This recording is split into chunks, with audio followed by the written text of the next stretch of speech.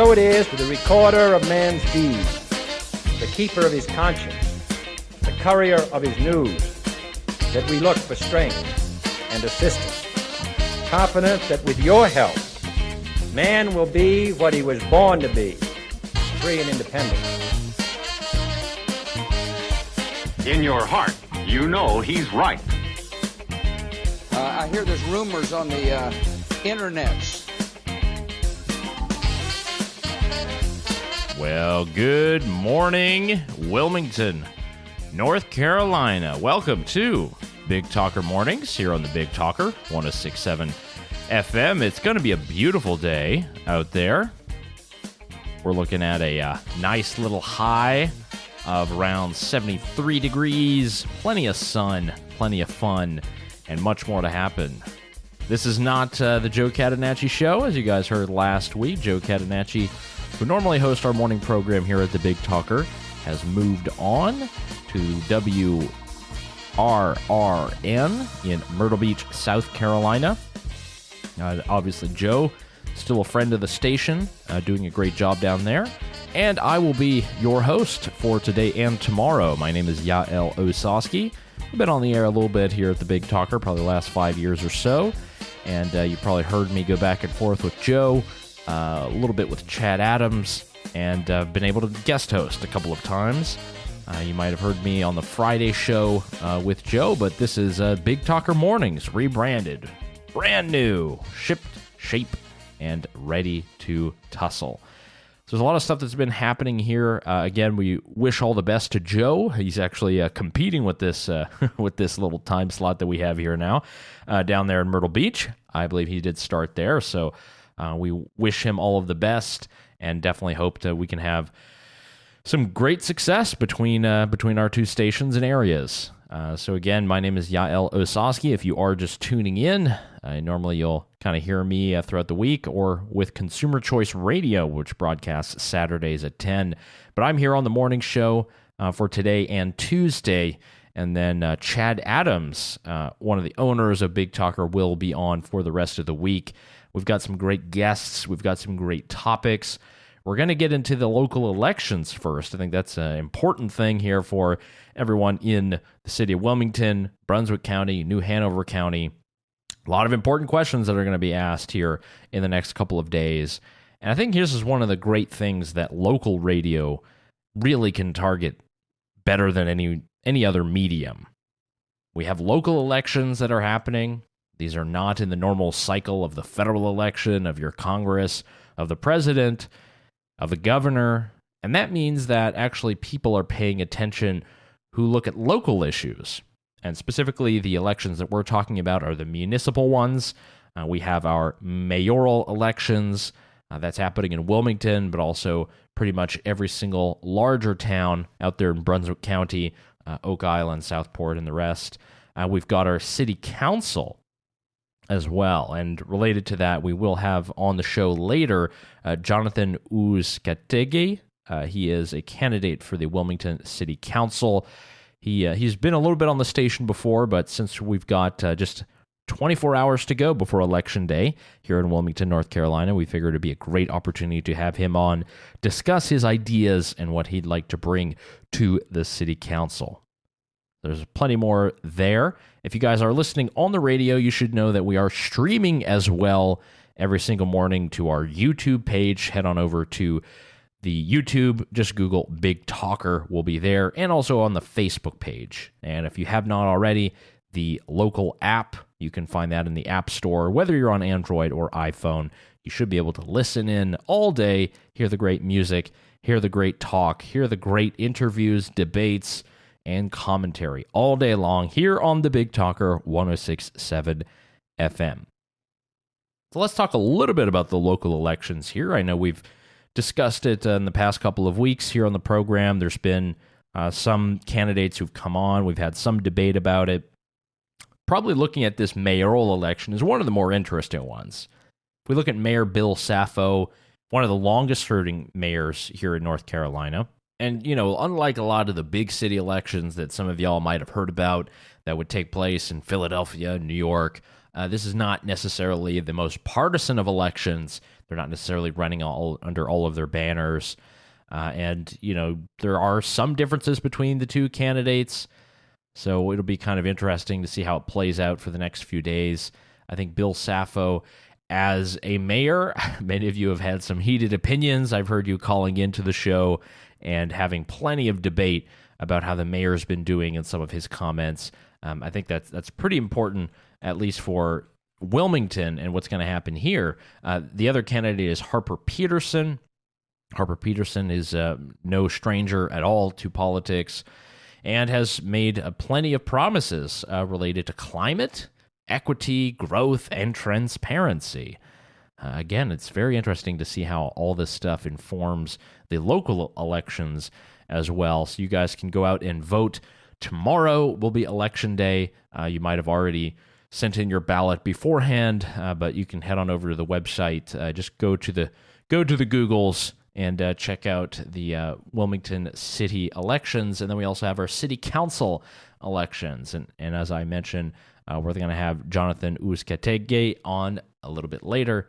We'll be able to discuss the issues that are pertinent in that race and how your voice could actually matter. Looking at across the state, there's going to be probably more to come here. We've learned a little bit more about what's happening with our Senator Richard Burr. If you guys remember Richard Burr, who's one of our two senators here in the state of North Carolina, well, he made a little bit of an uh-oh, didn't he? This is in the beginning of the pandemic, COVID-19. He was part of some very, we'll say, discreet hearings in which he was getting classified information about how impactful COVID was going to be, what it would mean for companies, for businesses, for the supply chain. And he made a call over to his brother-in-law and basically was trading stocks, making sure to sell, that he could sell $1.6 million in stocks. This is back in February 2020, folks. So we didn't really know as much about how this is all going to shake out. We only had seen what had been happening in China, in our good old Chinese Communist Party-ruled state over there. But we did know that some people in Washington, D.C. were starting to take it seriously. And Burr, because he basically, according to these new regulations, did have to disclose it, he dumped $1.6 million in stocks, many of them related to the hospitality industry, which anyone could have guessed would have taken a hit after all the businesses were forced to be closed. And it looks like he did really well. But there are plenty of his other former colleagues, current colleagues up there in D.C. They actually have started the Richard Burr Legal Expense Trust Fund, and that thing is doing pretty well. They've hired a couple of lawyers, around $500,000 each, to defend the senior senator. So we're going to see how this all shakes out. But look, this isn't about party, folks. It has nothing to do with party. It has everything to do with the conduct of the state's people that we are to elect from our state of North Carolina to represent us. When they go up there, they get all types of classified information. The entire hope is that they go up there, and with the information that they have, with the power that they're able to have, with the votes, with any of the committee positions, they're going to do it to further the interests of North Carolinians. They're going to do that from the first day until the last day. And what we've seen from Senator Richard Burr, that's a whole other thing. It's a whole other thing. So there's going to be plenty more on that, a lot more reporting. I mean, he is not up for re-election, so the voters necessarily won't have our say, but still, to say that is the conduct of a senator from our state of North Carolina, from the Tar Heel State, yeah, that was pretty disappointing. And I know that there's an editorial over there at the Charlotte Observer that kind of call him out, no surprise. But, we'll see if that standard holds up. I mean, if any of you are very active on Twitter on the political side, there's all types of memes related to many lawmakers who have very, very big and apparently very smart portfolios when it comes to investing.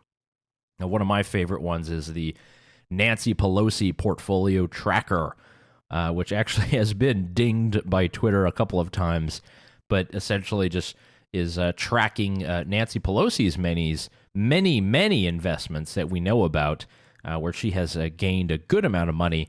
And obviously, as a huge power broker in Washington, D.C., one could expect you'd get a good amount of information. You'd understand a bit of what's happening behind closed doors.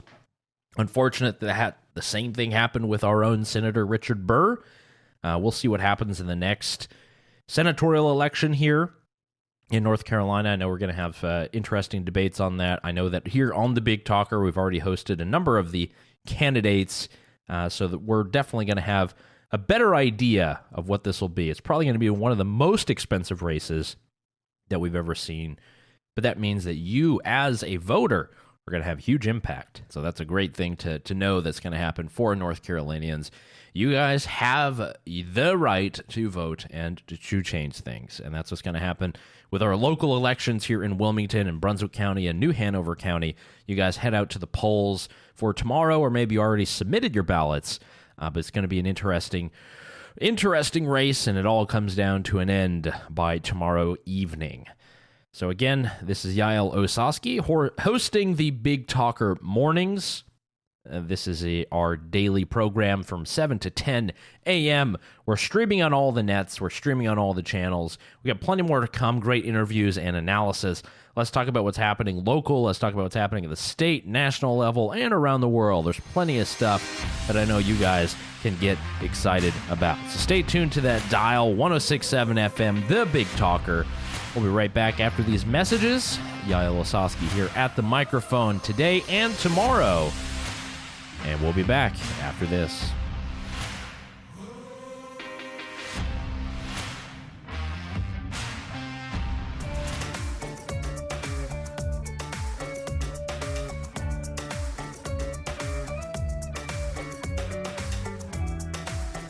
And welcome back to Big Talker Mornings, broadcasting here on The Big Talker, 106.7 FM. I am your host today, Yaël Ossowski. I'll be coming to you today and tomorrow, and then we'll have Chad Adams on the microphone for the rest of the week. Great to have you guys here. We covered a couple of things in local news, particularly the municipal elections that are happening tomorrow throughout the area, not just in the city of Wilmington, but also over there in Brunswick County, throughout New Hanover County. So we're going to have a good slate of elections. We've got a big, very contentious mayoral run. We've got some city council elections that have really made the headlines, and we will have at least one of the candidates that will be coming on here in a bit, probably in hour number 2, to talk to us about the issues and what is happening there. All kinds of local stuff that I know you guys are very concerned about when it comes to police, when it comes to safety, when it comes to education, when it comes to transparency, housing. There's a lot of different questions that have been put to some of the candidates and what they're actually going to do.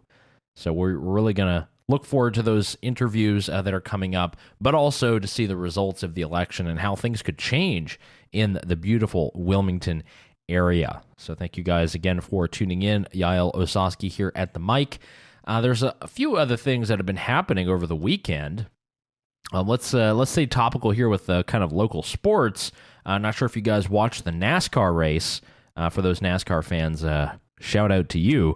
But man, that was a big one. We're down to the wire when it comes to Cup Series racing, almost to the championship race that's going to happen over there in Miami. We have the Alex Bowman actually came out with the win and did so after putting the driver of the 11 FedEx car, Denny Hamlin, in the wall. That was a pretty contentious thing. And then obviously they tussled a bit after the flag was dropped, and Denny Hamlin went to interrupt the celebration of Alex Bowman, where they do the burnouts, and did his own little burnout. You don't see that every day. So those of you who are interested, a lot of stuff is coming down. We do have our Final Four. We have Denny Hamlin, we have Martin Truex Jr., we have Chase Elliott, and we have Kyle Larson. This is going to be the Final Four for the NASCAR Cup Series, all the way down to Miami. It all comes down to this. If you've followed NASCAR throughout the years, I got to say it was around 15 years ago, they changed the scoring mechanism to do this kind of playoff model, very similar to NFL or NBA or any of these other sports. You know, has it been a success? I don't know. Probably not. It's been somewhat interesting. You know, has it kept up with making people more attracted to watching it on television? Yeah, maybe. It's very tough to know. I mean, the South, particularly the Southeast, is a huge market for NASCAR and all the different races, and I know that a lot of people are very interested in that. But if there's a lot of people who've moved to Wilmington who are listening to this and have come from the North, they're probably not as interested. But regardless, we do have a great, great season so far that we've seen from the Carolina Hurricanes. In hockey, I believe they're still undefeated. We still have the Panthers out there. I haven't even looked at how the Panthers are doing. Should we look that up, everybody? Let's see how the Carolina Panthers have been doing. We had, I know we had a game yesterday. Let's see here. So we had the game, let's see, last one, Panthers. Looks like they lost to the Giants 25-3. That was October 24. So yesterday, with the Falcons. Okay, so 19-13, and they were victorious. So there we go. We got the Carolina Panthers that actually did do well across with Atlanta. Usually that's one of the best games in the NFC when you have the Panthers versus the Falcons. Hasn't been as competitive in the recent years, but this one was at Atlanta, and the Panthers did prevail. So good for them. I'm not the biggest sports guy, you know, that you tune into the Big Talker to hear some talk and commentary and politics and what's happening in the local area. Not necessarily sports. You'll get that in the bottom of the hour news breaks and updates. But just wanted to throw that across the transom because why not? We are on radio. Let's talk about what good old President Joe Biden was up to over the weekend. So he's over there in Europe, and he's meeting with many of the other leaders of the so-called G7. The G7 is the largest proportion of the richest 7 economies. So it's the leaders of each of those 7 economies, Russia not included, but the G7 meets every few months, and they'll come together for policies, for strategy, and you know that they're discussing Build Back Better that you guys have definitely heard about, and this is all coinciding with the future COP that's going to deal with climate change in Glasgow, Scotland. So we know that that's going to be a big deal for what's happening though with the G7, G20, all these different countries. Apparently, there was a deal that was struck on taxation, and particularly on minimum corporate taxation. The idea that there will be a floor to how much companies are going to be charged for taxation, and it doesn't matter which country you're in. So the idea is that you can't have a country like Ireland with 0% corporate tax rates, or you can't have the United States with, a very, very high 28%. Oh boy. So they want to make sure that there's a floor of 15% so that companies don't pick up and leave and go to the other areas that have better tax jurisdictions. But that's not the kind of stuff that I think is really animating people. This is probably going to be harmful in some way. We're definitely going to see some people try to figure out how to game the system, and believe you me, my friends, it's very easy for many companies with many lawyers and plenty of budgets to figure out how to game the system and work it out. I only see this as a kind of way to really make everybody poorer overall. If we really think about it, if we increase taxes on all of the companies, it's not as if the companies are all sitting awash and all of the money in the world. Much of it is going to come down to us as consumers in the form of higher prices. So essentially, we're all getting taxed a certain amount. Not going to be the best thing. But I don't even think that's the most important thing that's going to come from what's happening throughout the week with the G20 and with the UN summit on climate, the climate change summit. I think there's going to be a lot more that's going to come out. We've heard some very big words from Biden, from the president of the European Commission. We've heard big talk as well from Boris Johnson, who's Prime Minister of the United Kingdom. And this stuff is important. And I say it's important because it's not as if the rules will change tomorrow with the snap of the fingers, but it does mean that it will set the precedent for what the debates will be on climate change and what the policies will be economically. And for many areas, particularly in North Carolina, to know that there are going to be some kind of climate change restrictions, that there is going to be some kind of increased taxation, if we're looking at emitters, if we're looking at labeling various people polluters, it's going to have a big impact. It could be on the agricultural sort of industry that's out east. It could be with many of the more industrial parts that are up in the Research Triangle. There could be a lot of impact here. Now, we haven't heard anything about any minimum taxes or what the politicians are supposed to do, but these are politicians that are meeting in a room. They're not necessarily going to be able to change the entire scope of climate change throughout the world. Really, the only tools available at governments, what are they really going to be able to do? The big thing that we've heard from particularly Scotland and what's happening throughout the week is they want to put a lot of money, a lot of investments in emerging technologies. They want to be able to fund the new innovative technologies that will bring us away from climate change. And that, I think, is a great idea, but it doesn't have to be governments. And in fact, as we remember from President Obama's tenure with Solana, when the government does do it, it tends to be inefficient, it tends to be corrupt, and it tends to not work. So is that something that they're going to keep in mind?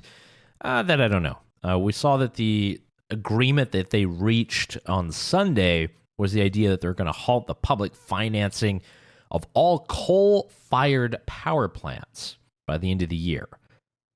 Now, this doesn't necessarily mean that it will be done right away, and this is kind of an agreement, and it's going to be up to all these different areas. I think if that's all that they agreed to, overall, that's not really going to be too impactful. And I think that's actually a good thing, because if we understand well what's happening with economics, if we understand well what's happening with innovation, if we do have climate change, if we do want to be able to mitigate it, we're going to need technological innovation. And that's going to come about from incentives that are in place in the market to provide that to entrepreneurs, to consumers, to business people, and the like. When we talk about what's happening with Elon Musk and electric vehicles, and we'll talk about that later in the show, when we talk about what he's been able to do, just the sheer amount of entrepreneurial force, and that has had a cultural shift. And that hasn't been because of any government edict or law or requirement or any agreement based with the G7 or G20.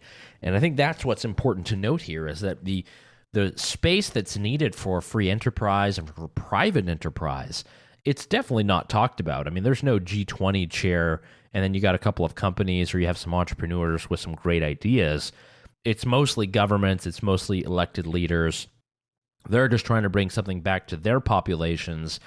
And, they have to be careful as well, because as we remember, if you guys remember the Yellow Vest movement that was out there in France, that was people who were upset at the carbon taxes and all of the different Paris Climate Accord resolutions that came into force in France, and it hiked up the gas prices.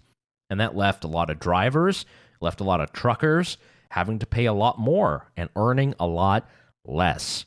So far, that seems to be the only antidote for many of these organizations, institutions, and meetings is more taxes, more of the money. It has more to do with money. It's never with actual solutions. It's not about talking about what is the great technology that will deliver us from this. I hope it will be. I hope we'll have that change in due time. I think it will come very soon. So we got much more to come here on Big Talker Mornings. I'm Yaël Ossowski. We'll be right back. We've got some interviews coming up, folks, so we're not leaving you out there. Stay tuned to that dial, and we'll be right back after this.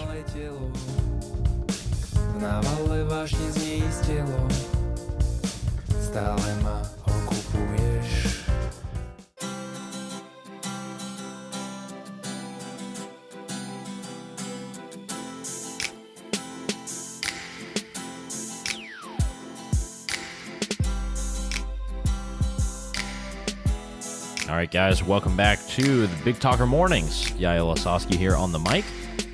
Told you guys I'd have some interesting interviews lined up and some great content, and definitely looking forward to this one. We're going to be speaking with former South Carolina Governor Mark Sanford. This interview was conducted by my partner in crime, my radio co-host on the weekend program Consumer Choice Radio, David Clement. This is an interview with Mark Sanford. He's in book promo time. Mark Sanford, if you guys do not remember, was not only the governor of South Carolina, but also an elected representative down there. And he's been doing a lot of great stuff since he's left office, particularly related to the debt and deficits, but also to the future of the Republican Party, of conservatism, and what he calls a second chance for the party, the movement, the nation, and ourselves. So go ahead and roll that tape. Interview David Clement, my colleague, with former South Carolina Governor Mark Sanford. Thank you, Mark, for joining us on the program. Great to do so. Thanks for letting me join you this morning. Perfect. So you've been busy. You have recently published a book, Two Roads Diverged, A Second Chance for the Republican Party, the Conservative Movement, the Nation, and Ourselves. And I have to admit to our listeners, I have not read the book yet, but it is expected to be delivered in the next day or two, so I'm excited to dig into that. But just explain to our listeners why you wanted to write a book and maybe some of the core themes that you touch on. Well, I mean, in simplest form, you don't invest a long number of years of your life in politics if you don't care. And I care deeply. And though I'm out of politics, I think I still have something to say. And I think what I have to say is the same thing that you and a lot of other concerned Americans have to say, which is we're at a tipping point. We're at a crossroads. And if we don't get this right, we're in big trouble, period. And that has real implications for my sons and a lot of other young folks out there. And so, there are two things that'll kill off a civilization. One is spending gone awry, and you can see this in a lot of different countries over the years where they basically get to a crossroads, and do they stay where they are, which is unsustainable, or do they not? And if they do, well, unsustainable has a way of coming to an end. So a wreck financially is something that'll kill off a civilization. The other thing is tribalism. Our founding fathers were very deliberate in setting up a reason-based republic wherein we'd come together, agree to disagree on occasion, but keep on moving. And we've lost that of late on both the left and the right. There's a lot of, I do it because this is what my tribe says, or this is what my side says, or this is what the guy or gal at the top says. And that's not the American way. So I wrote it because I'm concerned about the direction and future of our country. And I wrote it because I think we're at a tipping point. And I wrote it because I think we're about to have a financial train wreck. And we better watch out for the tribalism at play. It strikes me as a very nuanced critique of both parties in that sense, which I think kind of highlights your point of moving away from tribalism. And I know that, politics is always in some way a team sport, but that seems to be it seems to be that people are rooting for politicians in the same way that I'm a diehard Toronto Leafs fan, and even when they're terrible, I will say they're the best team in the world, and it just almost like I've separated the rationality from it, which I suppose is probably fine for sports, but can have some serious consequences in terms of the politics of the day. Big time. And to your point, certainly politics has always had a team element to it, no doubt about it. I've been a part of politics for a long while, but it's at a level I have never seen before. And I think that Tom Rice, who represents the Myrtle Beach area of South Carolina, said it well when, he said, you know what somebody is that voted with Trump 97% of the time? And he paused, he said, an enemy. and it's true. I voted with Trump. If you actually look at my voting record with the administration, 93% of the time, and yet I was viewed as something of an enemy by President Trump, and that's crazy. You don't get all the loaf in life in anything, and if you're 95, 93, 97% of the time, you're not an enemy, you're an ally. And that's the way it is of late on both sides. I always have that when people ask me, they're like, well, who would you support? Like, who do you agree with 100%? And I'll be like, the only person I agree with 100% is myself. And even that changes because views evolve. And I go back, let's say 5 or 6 years, and I'm like, I don't know if I really believe that anymore. I think the world has changed a little bit. So you highlight a very good point there. On On the Republican side, because obviously that was where you served both as a governor and as a member of Congress, what do you think is really the path forward? I mean, some commentators, I think it was David French, who would likely fall into a similar realm of politics in terms of you, someone who is certainly a Republican in the broader sense, but was very much despised by Trump and those who adamantly support him. Some have suggested that there needs to be a thought of some sort of new conservative party. Some have said, no, we have to hold on.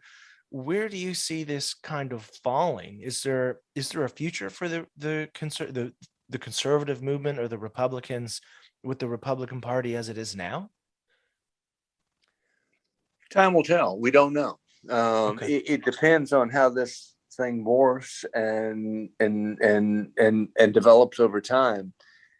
What I know is we can't stay on the road we're on, and either the party's going to come back to that which made it great. I mean, the party's been around for a long time. Both parties have, and I think the view of the left and the right needs to be expressed in the national political body. I mean, both sides, both perspectives make each other stronger and that much more clear about what one believes. But I don't know. I mean, either it's going to continue to go. It's been a bit crazy of late. Continue to go down that route, in which case a new party will form to carry the conservative mantle, or it'll come back to some of what made it great with refinement. Obviously, some things need to change. I mean, too much of the Republican Party has been about protecting big business, and that's not consistent with the conservative theme. And so we will see. It's the answer. Do you have any input on maybe who some of those shining lights, whether they be in Congress or the Senate, or maybe outside of politics and the conservative movement, may be, who maybe share that perspective that you have with the latter half of trying to tweak and refine the Republican Party, maybe to return to some of its previous successes and accounting for some of its previous errors?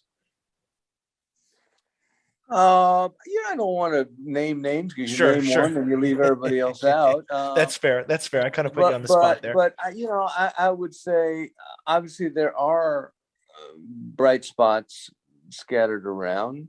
Not as many as I'd like. The four of us who spoke out early against Trump, not against him, but against some of the crazy that he did on occasion, are all gone. So, Corker and Flake in the Senate, and me and Amash in the House, it sort of involved political extinction. But, I think that the fever is breaking, and the president is no longer the president. He doesn't have quite the, social media bandwidth that he did before. So we will see. But, for a while, it's been everybody just keeping their head down. And I don't think that should be the way that we proceed in politics. I think that the beauty of politics is saying, here's what I believe and why I believe it. And now let's debate it. Not let me keep my head down and stay relevant. With due respect to somebody like, Lindsey Graham, who I started out with in politics, he was against Trump, then now adamantly, wildly for him, and, sort of back and forth. I think that's what turns a lot of people off to politics, of just, swings one side to the other. Just pick a flavor and defend it unless new information comes along that is overwhelming. But until then, don't float with the wind. Pick a point of view and argue it and debate it. Stand by it. Well, that was former South Carolina Governor Mark Sanford speaking to my colleague David Clement. A little portion of our Consumer Choice Radio show. Figured I'd share it here on the Big Talker Morning Show. I'm Yaël Ossowski. Guys, what did you think of that? What do you think about Governor Mark Sanford's message, the way that he views principle, party, and the future of conservative politics? There's definitely a lot of really interesting nuggets in there. I mean, he's not a guy who is, really not accustomed to power. He understands a lot of this. Obviously, he did run for president at the same time that Trump was running for re-election and did not do very well, if you'll remember. But I think it's great to hear someone like like Governor Mark Sanford. I mean, someone with those principles, someone who has been standing up for many of these ideas and principles and discussing them openly and with clarity for many years. He definitely gives us a lot to think about, and I would hope that that would inform the future of politics, not just here in the South, in North and South Carolina, but also federally, because I think there's a lot to learn from someone who is principled. And, you know, we don't say it too often, but we don't really have too many statesmen or stateswomen in our politics. Is that right? You know, someone that you would really consider as above the fray, who isn't just on a particular partisan side and really has generally contributed to the American experiment. Whatever you think of Mark Sanford, I think you could definitely claim that he has done that. So it's great to have him on the program. We have much more to come. Hour 2, as I mentioned, we're going to talk a little bit more city politics, talking about the Wilmington City Council race with Jonathan Uskageti. We'll be right back after this here on the Big Talker, 106.7 FM.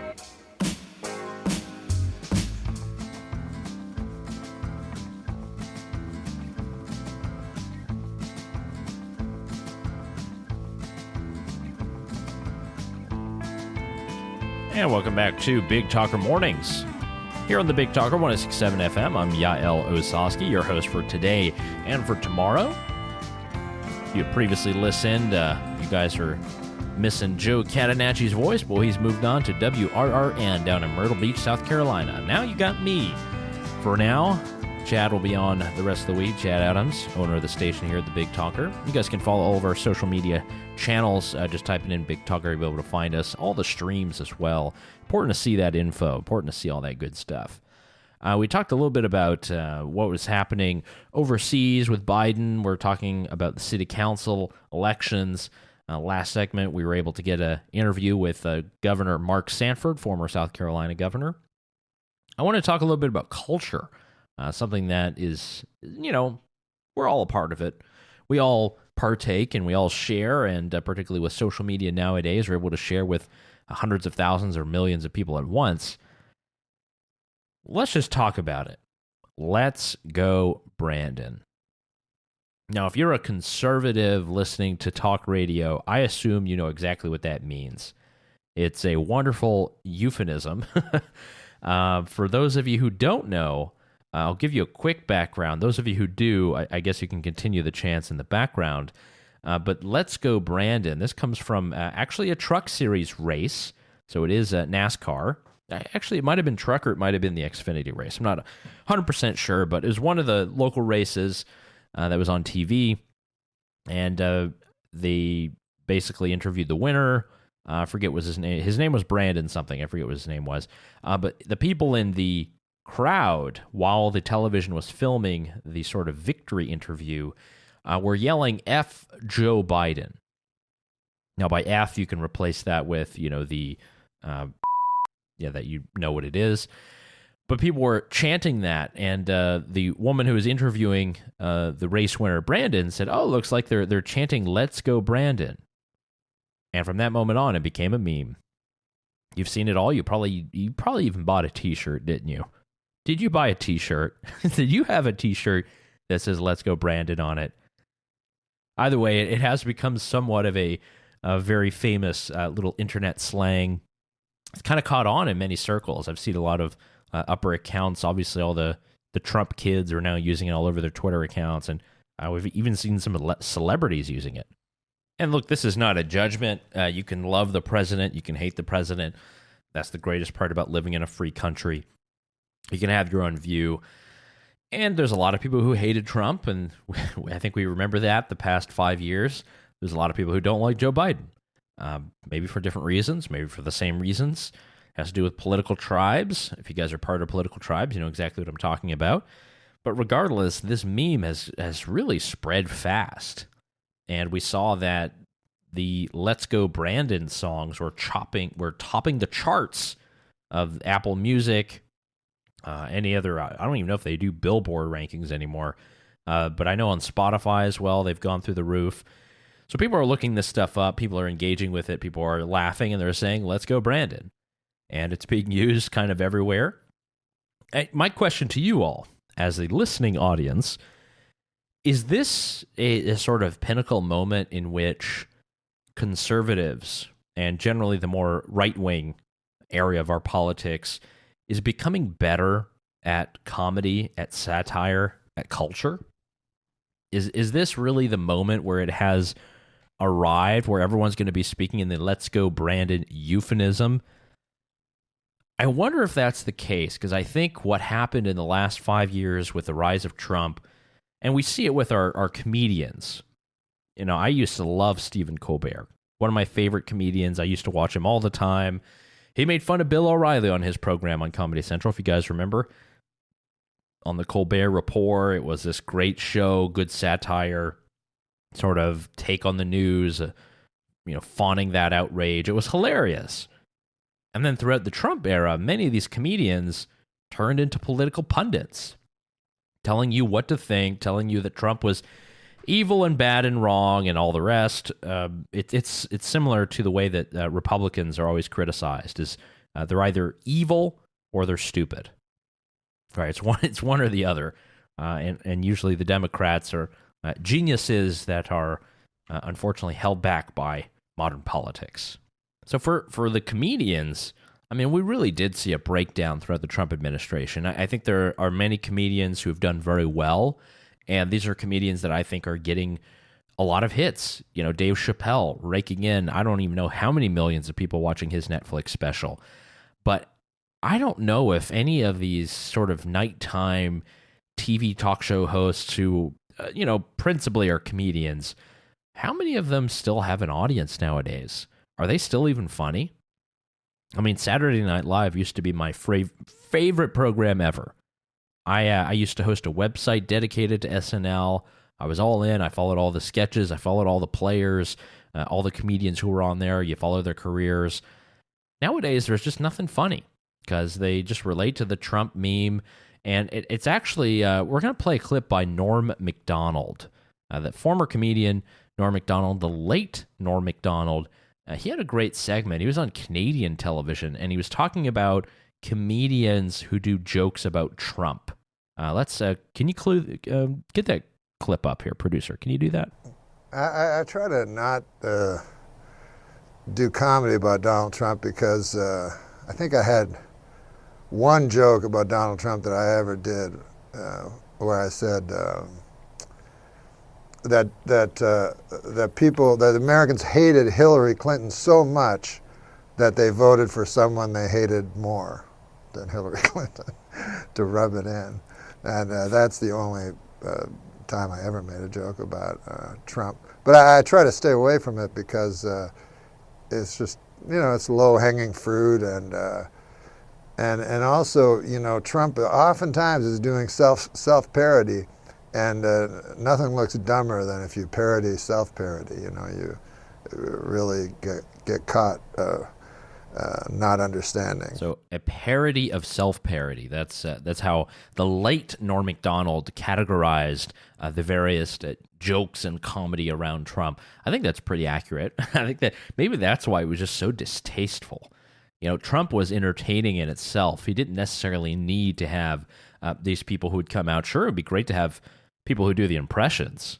And, when Alec Baldwin did that before he was Gunslinger, it was interesting, because it was a very good attempt, sounded good. But then it just started going pretty crazy off the rails. And where you could see where the left in Hollywood kind of forgot how to do culture, how to do it correctly, how they're able to discuss satire or present it in a certain way. They got so wrapped up in political outcomes and opposition, the opposition, if we remember that they actually forgot the roots of their comedy. And that's why I think it'd be interesting to note, do you guys think that the right wing, the more conservatives, are actually now the standard bearers of comedy and satire? Perhaps not in the majority, but surely it's ascending. An example is the Babylon Bee, if you guys have ever heard of that. Very similar to The Onion, which is a satirical newspaper from many years ago. That's still out there, but they've had very good articles, and they tend to be sort of a conservative, Christian, alternative to many of the other comedic websites. So they actually have some fairly good jokes and plugs and little memes and videos that they put up every now and then. So I really much appreciate that, and I think it is really it is the harbinger of our times. The countercultures that exist in various societies, that's something that's very important when you're talking about opposition to communism and socialism in the 1980s in various parts of Eastern Europe, whether you're talking about the U.S. in the 1970s. Counterculture, because it is opposed to the governing structures, is really what inspires a generation. And considering that we have this new counterculture that is conservative, that is right-wing, that is libertarian, that is sort of against centralized politics, it could mean something new. And I do see a kind of new era for more right-leaning comedians to make their day and to get out there. There's definitely an audience for it. We saw it with Tim Allen's show, Last Man Standing, that had more of a conservative bent. I think there is going to be there's definitely a demand for this kind of stuff. Either a more apolitical culture, a la Norm Macdonald, like he was talking about, or generally more right-leaning and more conservative, comedic culture.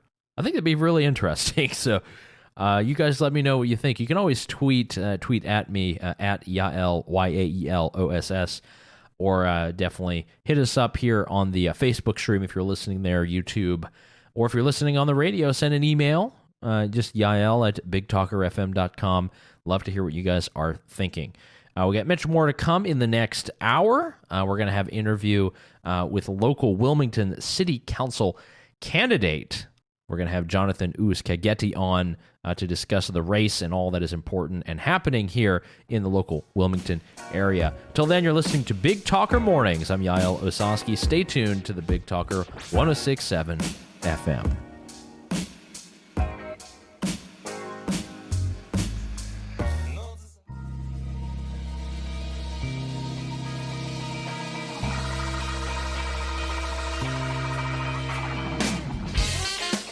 So it is with the recorder of man's deeds, the keeper of his conscience, the courier of his news, that we look for strength and assistance, confident that with your help, man will be what he was born to be, free and independent. In your heart, you know he's right. I hear there's rumors on the internets. Good morning, Wilmington. Welcome here to the Big Talker Mornings. Every single morning, 7 to 10 a.m.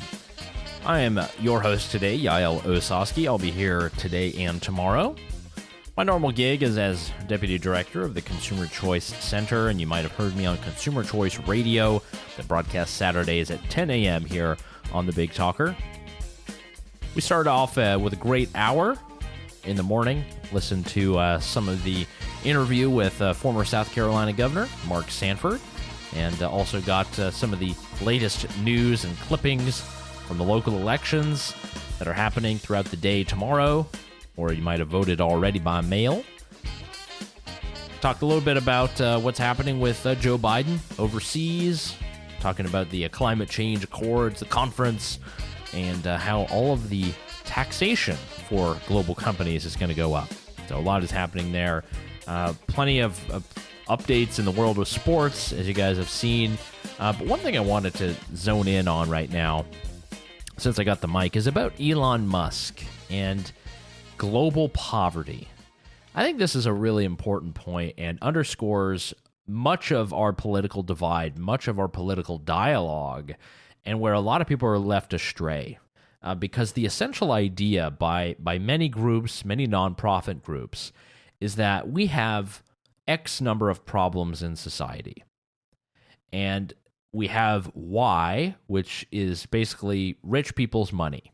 Let's imagine Elon Musk, Jeff Bezos, Bill Gates, whomever. If we just take Y and add it to X, we should solve all problems. As in, the more money that we just throw into big issues, the more we can solve them. We hear this all the time with homelessness, We heard it all of the time with poverty. And now we're talking about world hunger. And how this kind of came about is, we're seeing in the news every single day that Elon Musk, thanks to Tesla, thanks to SpaceX, thanks to Starlink and all the various companies that he heads, because they are making so much money, he now has on paper this great wealth. I don't know what it even is anymore, something like $200 or $300 billion, probably approaching even higher than that at some point. Now, that's money that's on paper because it's mostly on stock. And if you were to sell all the stock, the price would crash and there'd be more reverberations than you could ever know. But essentially, that's why Elon Musk oscillates between being the richest person in the world or number 2 or number 3. It kind of depends on the day. Well, a lot of people are incensed by this money. They don't like that someone is rich. They don't like that someone is a millionaire and a billionaire. We know Bernie Sanders would say that. And a lot of various nonprofits love to go out there and bash the billionaires, the billionaire bashing hour. And one of them who did so is the director of the World Food Program. This is a United Nations organization that has been trying to solve world hunger for many, many years. Apparently, they say 2% of Elon Musk's wealth would solve all of world hunger. That's what they said in an interview. So that, causes us to think about it. Well, let's say that Elon Musk did just grant $6 billion to world hunger. Well, where would that go? Does that go to a nonprofit group? Does that go to the local Boys and Girls Club? Does that go to a farmers group? Where would that money go to solve world hunger, quote unquote? Because it's not just that $6 billion you pay a meal for everybody in the world at one time. You can't do that because you've solved world hunger for one meal. So I'll have all these other meals. So what are you going to do? And this is what the director of the UN Food Program did say in an interview. And most of the time, these things happen all the time. We hear them. People bash the billionaires. Well, Elon Musk is very active on his Twitter account and actually wrote, he said, hey, if the World Food Program can describe on this Twitter thread exactly how $6 billion will solve world hunger, I will sell Tesla stock right now and do it. And he adds, but it must be open source accounting so the public sees precisely how the money is spent. Well, he's kind of calling him on this, I think. You said, okay, you say $6 billion is all you need. Okay, what would you do? How would you do it? Where would the money go? Because if we know anything about these international bureaucracies, they're very cushy jobs, believe me. Near where I live, there's plenty of people who have these type of jobs. They can afford these great homes and apartments, don't have to pay taxes in some instances. They live great. And as we know, most of the money is just going to go to administration. It's not going to go necessarily to the people. That's why I think Elon Musk is cutting at something a bit deeper here, is how exactly can we solve complex problems like poverty and hunger? Well, it doesn't happen because there happens to be a UN organization. I'll tell you that right now. I can give you many other examples. However, someone like Elon, who is an entrepreneur, who is providing things, I think provides the best example as to why the UN food model doesn't work. If we think of a city, this is an example from the economist Milton Friedman. If we think of a city every single day, who feeds all of the people in that city? Well, the people feed themselves because of incentives.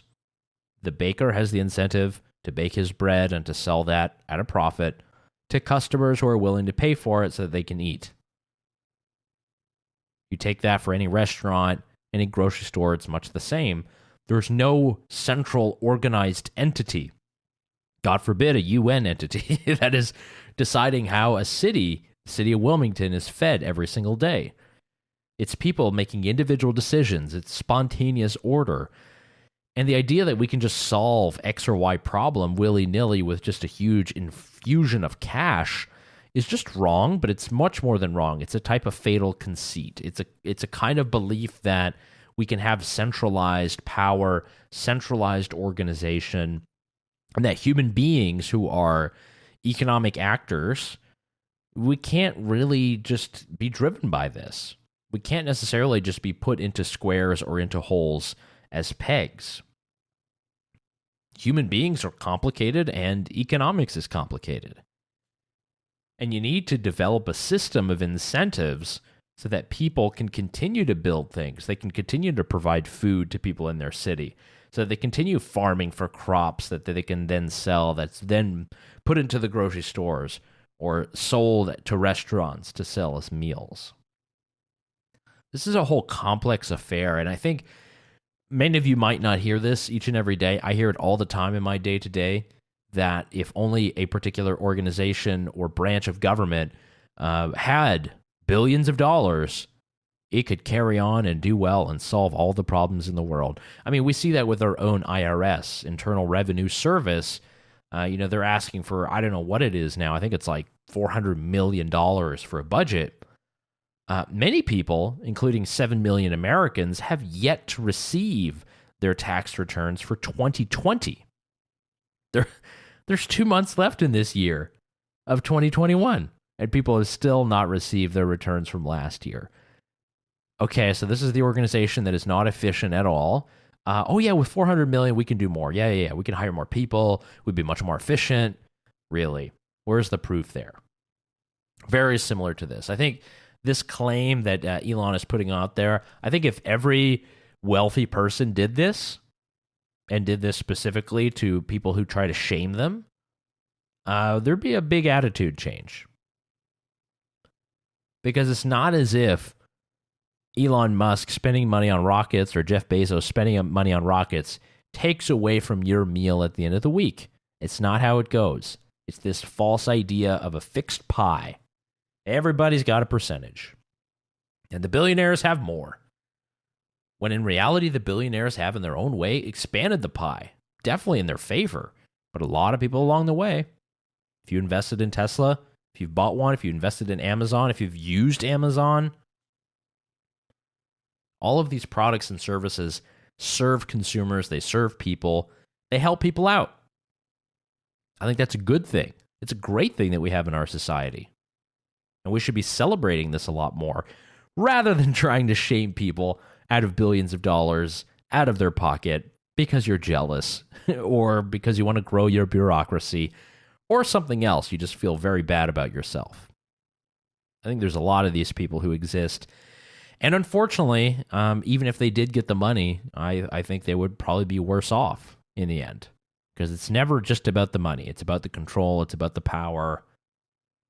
There's no such thing as a temporary government program. We remember those words of former President Ronald Reagan. So we'll keep watching this with Musk. I think he's a very interesting and eccentric character because he can't really be boxed, right? You don't know exactly what he's thinking. You don't exactly know Elon Musk, what he's going to say today or tomorrow. He could come out and say, I'm done with all of this business. I'm selling it off and moving to the desert. He could. He could. Guy already lives in a box in the desert, I think. So that's the Elon Musk story. There's going to be maybe there'll be some competition for most eccentric billionaire. I think there'll be a couple more things that are coming out there. Love to see it. Love to see it. So we have our interview next. We're talking with Jonathan, who is a counselor for a candidate for Wilmington for the city council. Jonathan Ossowski. Very excited to talk to him in the next segment. You're listening to The Big Talker, 106.7 FM. We'll be right back after this.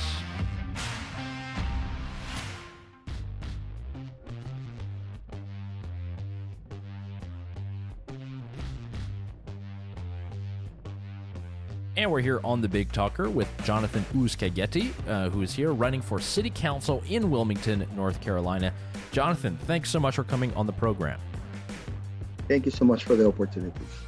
So there's a lot of stuff that's happening around Wilmington, around the area.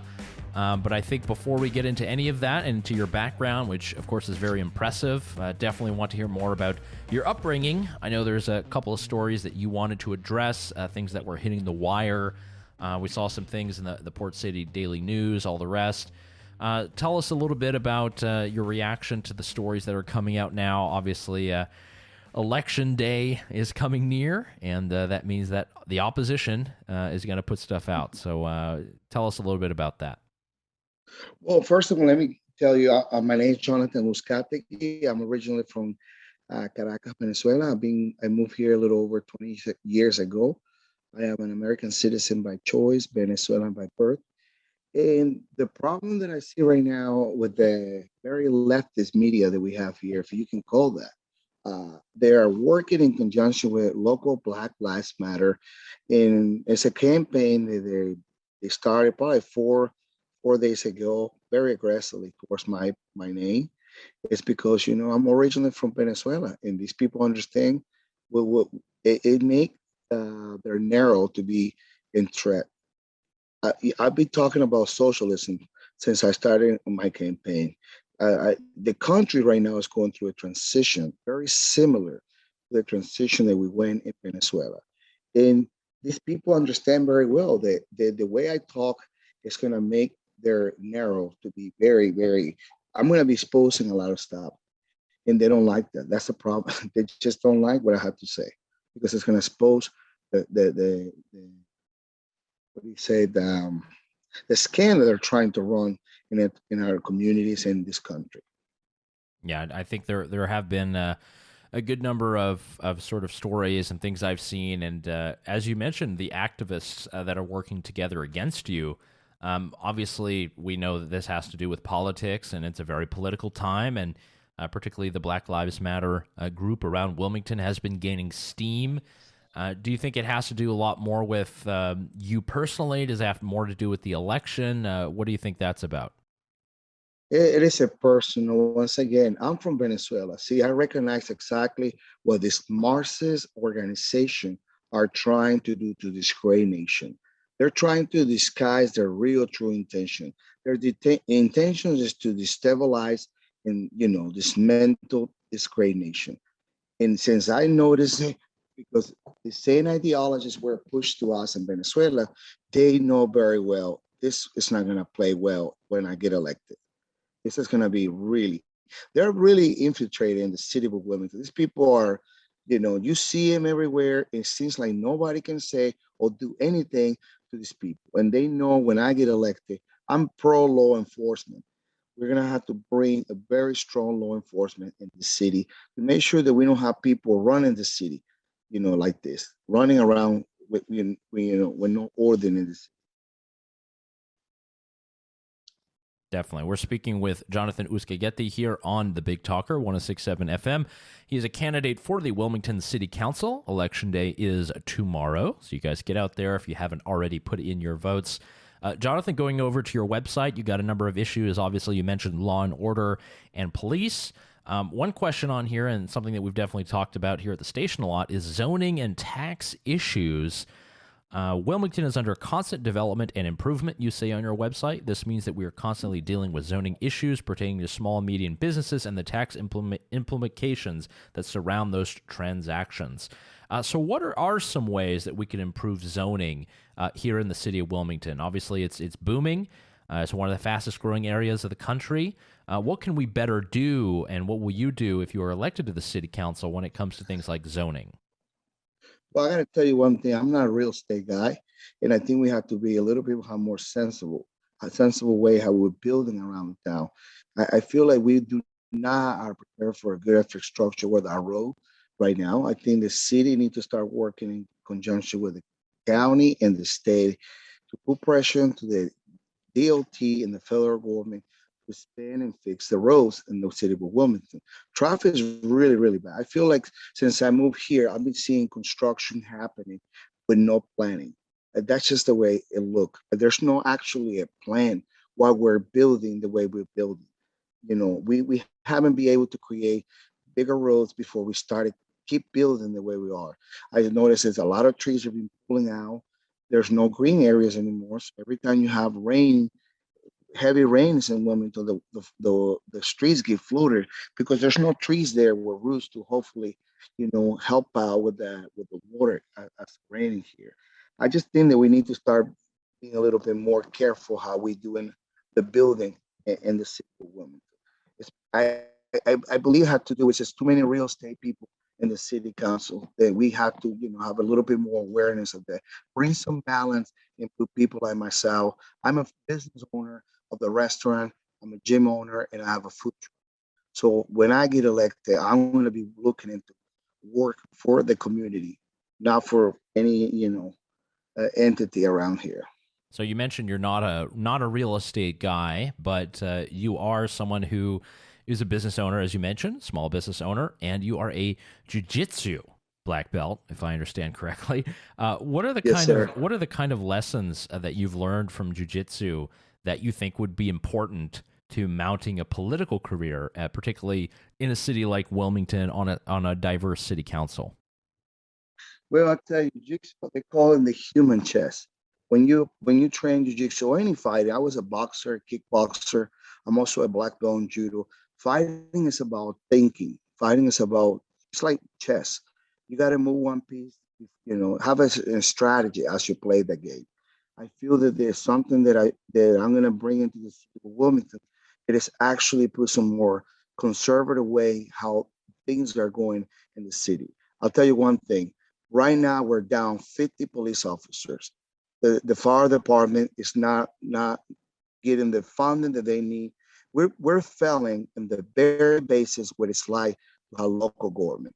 It's fire department and police officers. We're failing on that. Our police officers right now are not getting paid enough. So what do? They start looking for jobs somewhere else. We're sending people to the academy to become police officers for the city of Wilmington. And what do they do after they graduate? They always look for a job somewhere else. So we do not have a great retention program for the fire department and police department. Some of the things there that I look at it, that, I think other people are not looking into. Small business. I think we need to help the small business by overlooking into all the regulations and red tape. They're putting a shock hole into our small business community. I'm a small business. I own a restaurant and a food truck. But let me tell you, in a gym, there's sometimes these regulations that I think we need to take a look at these regulations and see exactly what is working, what is not working, to be removed to help the small business and have more people that want to actually open small business in the city. Yeah, one thing that is very important to Wilmington, particularly once we have the summer months, is tourism. And there's a lot of questions about COVID and whether people are returning and whether we're going to have people that are visiting from other states. When it comes to tourism, in your potential role as a city councilor, how do you see the future of tourism, particularly in the Wilmington area? Well, we have to, like I say, think about it. We have to have a good place for people to come and eat. That's the number one thing when people come to when we travel. I want to be able to make sure that we preserve the downtown Wilmington. People come here because we have a beautiful historic downtown Wilmington. I think we have to make sure the downtown stay open. I know a lot of business during COVID went through a lot of problems, and they didn't make it after COVID. So we have a lot of business that closed in downtown. I feel if something happened to downtown, it's gonna completely mess up our tourist industry here in Wilmington. People don't come here to go to Landfall or Mayfair. They come here for our beach and the downtown area, the beautiful historic downtown area. So we got to make sure to help these people in downtown so they can keep, growing their business and they stay open so people can come here. So we're speaking with Jonathan Ossowski, who is a candidate for Wilmington City Council. Jonathan, if you had to give your closing statement, let's imagine you're on the debate stage with many of your opponents. If you had to give your closing statement as to why you are the best candidate yourself for this position, what would you say? Well, I'll tell you one thing. I'll look at a lot of things right now in this country. I came from Venezuela. I see how socialism is completely started to take a destruction all over the nation. And the city, I look at a lot of things in the city right now. We're spending close to $1 million something that they have called diversity, equity, and inclusion. That's how exactly how my native country got destroyed. These programs are growing rapidly in the city of Wilmington. I want to make sure that we stop and get educated some of our elected officials around here. I think they've been taking some people in there in the city of Wilmington, or they're doing this on purpose, or they just don't know what they're doing there. I'm going to be also donating my whole entire salary to nonprofit organizations like Vigilant Hope and First Fruit Ministry. I'm going to be doing this because when I came to this country gave me so much. It's been nothing but a blessing since I moved here. So I felt like it was time to get back to the country and to the city that has given me so much. For that reason, I feel like I'm one of the best candidates to become your city council. I'm not doing this to get rich, to get kicked back by any real estate, cabal in the city or any other entity. I'm doing this for the people of Wilmington. Well, there you go. Closing statement from Jonathan Ossowski. You can find him on the ballot for Wilmington City Council tomorrow on Election Day. Jonathan, thanks so much for taking the time. Thank you so much. God bless you. And we'll be right back here on The Big Talker, 106.7 FM. More to come after this.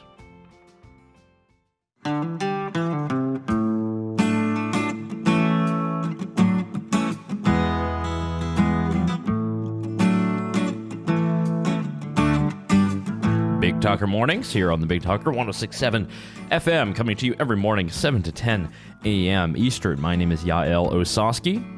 I am your host for today and tomorrow. We've got some great content coming in the next day or two, and I hope you guys stay tuned. Had a great interview there just last segment. We were able to speak with Jonathan Ossowski about the Wilmington City Council race and his own candidature, and how far he'd like to go, and what his plans would be. And I know we're going to have some more interviews throughout the week, and it is an important day, as tomorrow is Election Day here locally in Wilmington, and really throughout the country there are municipal elections. So if you are interested in local politics, as you should be, you should get out to that polling place, whatever it is, pull the handle, poke out the dot, cross the mark. Who knows what they do these days? It really depends. It's fairly different in every other jurisdiction. Kind of interesting. So one thing that we wanted to talk about this hour, some of you might be listening to this on Facebook. And Facebook is going through a bit of a change as the CEO, Mark Zuckerberg, basically came out and told us in a video presentation, Facebook will be changing its name to Meta, meaning part of the metaverse. If you guys don't know what the metaverse is, it is the meeting between virtual and physical reality. So there are many people who play video games. They have all types of controllers. Maybe they use an Oculus Rift, or they use some of these amazing VR headsets. They plug in, they're able to create a new world. They're able to, it's much like playing The Sims. If any of you have ever played The Sims, the metaverse is sort of the idea of The Sims, to where, yes, you have your character that's in the house that's cooking the meal, and you remove the ladder when they go to the pool or whatever, but then also you can project your friends in there. You can have meetings, you can watch videos together, host websites, this kind of stuff. So this will be a multi-billion-dollar effort of Facebook to invest into what's happening, apparently $10 billion worth, to develop hardware, software, and content around that. I think this is very interesting because it is the changing nature of social media. We love to hate on social media, particularly on conservative talk radio, even though there is a lot of help that social media provides talk radio. If you look at the most read articles on things like Facebook or on Twitter, oftentimes they are conservative-leaning sources. They're Daily Caller, Daily Wire. Somehow I got on the Daily Wire list, and I've been getting their articles like crazy. So I had to click around, get some other stuff too. But if you look around, these websites, the conservative sites are doing really well, and basically that's buoying all the other media, things like radio, as we mentioned before, things like television. But to see how Facebook will do this would be very interesting. We're talking about billions of users. And as you know, I am not a Facebook skeptic. You've heard me on this program. You've heard me with Joe Catanacci when he was here on the program, discuss and debate it. You heard me on Consumer Choice Radio. I think Facebook has provided a great benefit to many people, including myself. I think it has connected communities. It's allowed us to be able to reach out to our friends and family, particularly when we move, and allows us to keep up a kind of community. It's a kind of virtual Rolodex. And I know there's a lot of haters who say you don't need it, you just have a phone, but the algorithms and the things that are built into Facebook and the ability to share news means that you don't have to talk to anyone directly, but you could be sharing news with them for over a decade. And the next time that you meet, maybe you will not have exchanged numbers and messages the entire time, but you'll be caught up on each other's lives and you'll have things in common to discuss. It's something that was very new, just whatever it was a decade ago when this came to be, and now is very powerful. Now, what will it mean with virtual reality headsets and people putting rooms together on these digital platforms and people hanging out in my virtual living room? I don't really know what it'll look like. I think it'll be a lot of fun. It'll definitely be interesting. There'll be a lot of critics who take the Luddite stance and say, social media, we don't need any of this, or very skeptical of the metaverse itself and Meta. It's kind of a bold move because we don't really know what's going to happen with these other sections of Facebook's businesses. They have Facebook, they have WhatsApp, they have Instagram. Oculus Rift is the virtual reality headset. So it seems that's going to take the cake in terms of where a lot of stuff is going. But still, the moneymaker is probably Instagram and Facebook. Those are the big moneymakers. So you don't necessarily want to shift out of those, but you do want to perhaps adapt some of the things from the other business units so they do well. We'll see what happens. If you are not a fan of Facebook, well, yeah, I know there's a lot of fodder for you recently, isn't there? There's the whistleblower that came out, Frances Haugen. She put out the documents stating that Facebook had done its own research and knew the impact on teen girls when it comes to eating disorders and reality and searches and algorithms, and we've heard these things many times before. Nothing to poo-poo at. I think these are serious kind of allegations, but we have to look at basically what draws people to this. And what we've heard for years, and conservative listeners would know, what we've heard for years is that Facebook stole the election for Donald Trump or swayed the election for Donald Trump. We've heard that plenty of times. So just forgive me whenever I am once again brought to another accusation about Facebook and how it's all-encompassing and controls absolutely everything in the world. Sorry, I have a little bit of agency. I mean, if we have to think back, there was actually a couple years ago that Facebook was the grand darling, particularly of leftist politics. There's a great clip of Barack Obama when he was president meeting with Zuckerberg, and it's the most jovial brofest I think I've ever heard. Let's roll that clip, producer. I will say, and I hate to tell stories on Mark, but the first time we had dinner together and he wore this jacket and tie, I'd say halfway through dinner, he's starting to sweat a little bit. It's really uncomfortable for him. So I helped him out of his jacket. And in fact, if you'd like, Mark, we can take our jackets off. Okay. No, that's good. All right, nice and jovial. Obama and Zuckerberg laughing it up. Man, Zuckerberg looks like a little kid. But you could saw it's a very jovial attitude. Obama talked about how Zuckerberg had probably been to the White House. They had dinner together. Joke, joke, joke, laugh. But then Obama actually comes up with a very interesting story about why Facebook is important for democracy and why it's important for society as a whole. And I thought this was fascinating because it's directly contravening what we hear today. And I'm going to give you a small little snippet as to why I think that is the case. So roll that clip, producer. The main reason we want to do this is, first of all, because more and more people, especially young people, are getting their information through different media. And obviously what all of you have built together is helping to revolutionize how people get information, how they process information, how they're connecting with each other. And historically, part of what makes for a healthy democracy, what is a good politics, is when you've got citizens who are informed, who are engaged, And what Facebook allows us to do is make sure this isn't just a one-way conversation. Make sure that not only am I speaking to you, but you're also speaking back, and we're in a conversation, we're in a dialogue. So let me get this straight. During the reign of President Obama, Facebook was necessary for a healthy democracy. The dialogue was a good thing. It was important to have people discussing issues, collaborating, commenting, having two-way conversations, as Obama said. Well, nowadays, whenever I turn on the television, or whenever I roll through the newspapers on the websites, I hear that Facebook is evil. I hear that it's wrecked democracy. It's burnt it to the ground. That we're totally screwed without it. Facebook has left us. It's put us in this position where we don't know how we're going to get our democracy back. Very strange how the narrative turns in just a few years. And you can lay it again. I hate that this is true, but it is. It all has to do with Trump. It all leads back to Trump. It's just because of the election in 2016. It's because of the upset. It's because people started using Facebook ads, people who were not the Obama administration. The Obama administration ran a very impressive data analytics game very early on in 2008.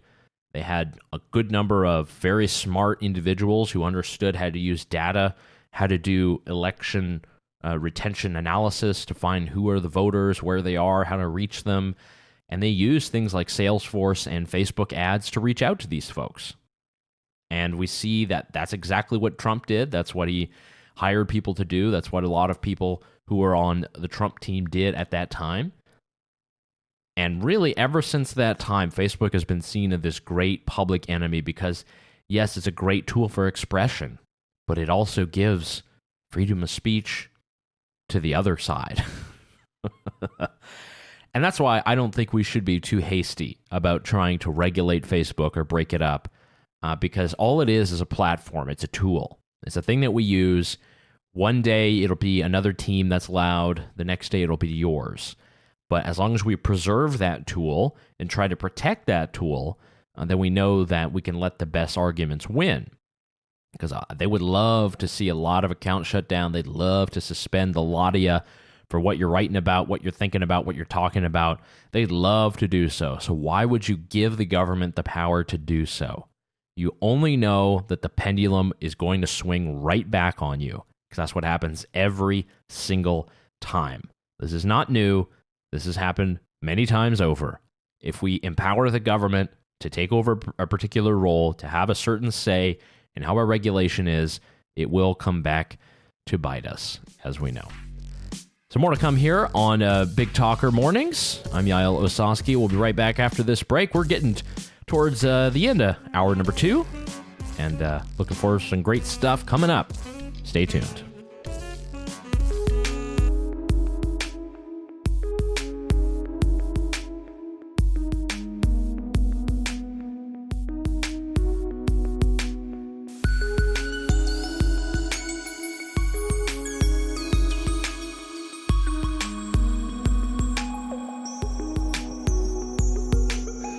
Citronovo blede slnko zažalo ďalší zimný deň. Big Talker Mornings here on the Big Talker 106.7 FM. Yaël Ossowski here, broadcasting for Monday and Tuesday. Monday, November 1st. Happy November, everybody. If you're liking the music, this is actually a friend of mine, Richard Durana. He is a Slovak singer and songwriter. You can find his Spotify page pretty easily. He's got some great tunes, great melodies. And look, I don't understand what he's saying, but Slovak seems to be a very beautiful language. So interesting to know. So a couple things that we're looking at here for the rest of this. We're finishing up hour number 2. Coming up here, we'll have a break after this, and much more to come in our last hour. Thank you guys for tuning in this morning. We've talked a little bit about what's happening overseas with the Climate Change Summit, the G20, the G7, minimum corporate taxation, how that will impact you as an individual. A little bit about Elon Musk challenging the World Food Program, the United Nations, on exactly how they're going to solve world hunger if he were to give them $6 billion. I love that he just called them out. I think that was very interesting to hear and to see, and we'll see if they actually take him up. He's like a betting guy, so we'll see if the UN bureaucrats will follow up on that. I very much doubt it, but we shall see. I talked a little bit about the metaverse as well. I think this is the Facebook inspired theme of the week, and a little bit about Facebook hate and how things have changed since the time of Barack Obama, because back in the day, Facebook, as we remember, was the promised child of the Barack Obama age. Could do no wrong, connected communities, was very healthy for democracy. Now, as more conservatives are getting on there and people with alternative views are getting on there, now it is the devil, it's the enemy, we got to get rid of it, blah, blah, blah, blah, blah. You've heard all the arguments. So there's a lot of that has been going around the news wires and much more that is critical. And we cannot forget that tomorrow here in the Wilmington area is Election Day, Tuesday. You guys can find all of your different polling places. You should have received your notices by mail. In case you did not, you can go head on over to the New Hanover Board of Elections website, New Hanover County. You can find all of the different polling places, all the different offices as well. For Wilmington City specific, we have the mayoral race and the city council race. And we were able to hear from Jonathan Uskagetti about his run for the city council, his vision for the city, what he'd like to see. A lot of emphasis on law and order. I think that's something that's been brought up a lot in the context of Wilmington and everything that's been happening. There's been a couple of shootings that I know you guys have heard about. There have been some fairly large thefts that have been publicized. Generally not looking good for law and order. So an interesting time to do that. At the same time, a lot of pressure on the police, a lot of pressure on what's happening in our cities and in the schools. So we'll see what happens with that. Otherwise, a fairly small election when you think nationally, but these are the ones that really matter. Because locally, if you want to try to talk to the person who's going to fix your pothole, who's going to do something down at your school, who's actually going to change things on the roadway, that's probably going to be your mayor, your city council, any of that. So if you are in New Hanover County, head on over to the Board of Elections website. You can check that out. And also in Brunswick County, a good number of mayoral elections too. Some of these mayors are running unopposed. I saw that. I mean, if it was me, I would just put my name on there and at least give these guys some competition. But I saw a couple of mayors running unopposed. Tell me, they cannot be doing that great of a job that not a single resident or citizen is opposed to them. Maybe I'm wrong. I don't know. But either way, we'll see what happens in the next day. We'll get our results back. Probably not going to be a nail biter throughout the day. Another thing we discussed was the kind of the change of comedy that we've had in the country in the past, I would say 10 years. Is we've had a shifting, again, it all points back to Trump, with everything related to satire and political comedy. And there's an article about this phenomenon that I mentioned earlier, this Let's Go Brandon, which if you don't know what that is and you're listening to Conservative Talk Radio, I fear the plane has left the station, or the train has left the station. But there's an article here about how a pilot is under investigation for saying, quote, "Let's go Brandon." His remarks went viral. This is according to the New York Times. His remarks went viral after he repeated the chant, which is understood to be code for swearing at President Biden during a Southwest Airlines flight. This is the beginning of this. It began as a chant at a NASCAR race. It became an inside joke among many Republicans that spread to T-shirts and even to the floor of Congress. And now it has entangled Southwest Airlines in the nation's political tussles. Let's go, Brandon. Okay, interesting. So this is going on a little bit. This is spreading, and as we mentioned, this is satire. And I think what is crazy to hear is that people are so offended by this. This is apparently what's happening is there were audible gasps from some passengers, according to a reporter who was on the plane. Oh my. All because of a chant for NASCAR driver Brandon Brown. My goodness. Yeah. There are probably going to be more of these instances. I know that Greg Abbott, the governor of Texas, has been using this and saying that a lot. Representative Bill Posey, who's a Republican from Florida. There's a lot of billboards. I mean, we've seen this kind of go crazy, and it's really fascinating because at the same time it is satire. Unfortunately, it might be just yet another unfurling of the culture war. You guys know the culture war, right? The thing that we do just to own the libs or own the cons. The small little trivial things that are like coded language and tribalism. I know there's more of these that are happening every day, and the culture war is very tiresome, I think. I don't participate in it too much. I find it is a waste of time, a waste of energy. There are many things to get mad about, and mostly it has to do with people who have power and the people who are changing rules that will actually impact and harm you. I'm more upset about that. There are things I don't like in the culture. There are things I disagree with in the culture that happened. But I'm not going to stake my happiness and spend my time on all of that because culture wars are not a thing that you win or lose. Culture wars are just a passing time. They're there to pass the time. People do culture wars in between elections. It's essentially politics played out on the cultural scene. When you're not fighting an election, you might as well be trying to fight the ideological battles using culture. I think that is not the best use of our time. We have many more great things to do. There's so many great ideas that we could contribute to, so many great businesses that we could run. There's so much great stuff that could come from our own individual minds if we were to just get away from the cultural war narrative. And we don't have to feed into this. We don't have to buy into it. I know there are many people, particularly a lot of leftist groups, that would love to flare this up and get it all going on around trans bathrooms, all kinds of other things. This is not necessarily where we should spend all of our time when we're talking about the American experiment.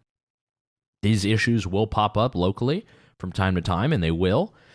But if we continue to get riled up in this larger culture war, it means we're not contributing to the American project in a way that continues to protect our liberties, protect our freedoms, and to protect the economic freedom that we have to provide for our families. And I think that that's something that cannot be too far removed from the conversations. A lot of it makes great fodder for great comedy. Let me tell you, makes very, very, very good comedy at times. The culture war does. But it also, what is it really achieving? Because as we know, culture changes so quickly, it could flip back on us at any time. And it's better not to put all of our cards in that basket. It's like a terrible cryptocurrency that you invest in and might go up one day, might peak, might go up 800%. But then, the next day, it'll cave by about 2,000%. So we don't want to put too many of our eggs in that basket. I think there's better stuff that we can focus our time on. Think of those municipal elections, folks, that are happening in Wilmington. Have you listened to the interviews with some of the candidates? Have you read the articles? I know in the local paper, they've been able to feature some of the thoughts of the local candidates and what they would like to do once in office. Have you seen that? Have you read that? I think that's worth it a bit more than the culture war. We don't necessarily have to continue pushing on that, but so it goes. We're finishing up the hour here on Big Talker, 106.7 FM. It's been a great morning here, just going into the 9 o'clock hour. Been able to cover a lot of great topics, and I know that those of you who are listening, whether it be on Facebook or on YouTube, on the radio, in your car, online, at home, hopefully you've been entertained as well. So we have much more to come here for the rest of Big Talker Mornings. I'm Yaël Ossowski, honing in the mic, keeping it sharp and clean and free of any BS for you this morning. We'll be right back here on Big Talker Mornings after this.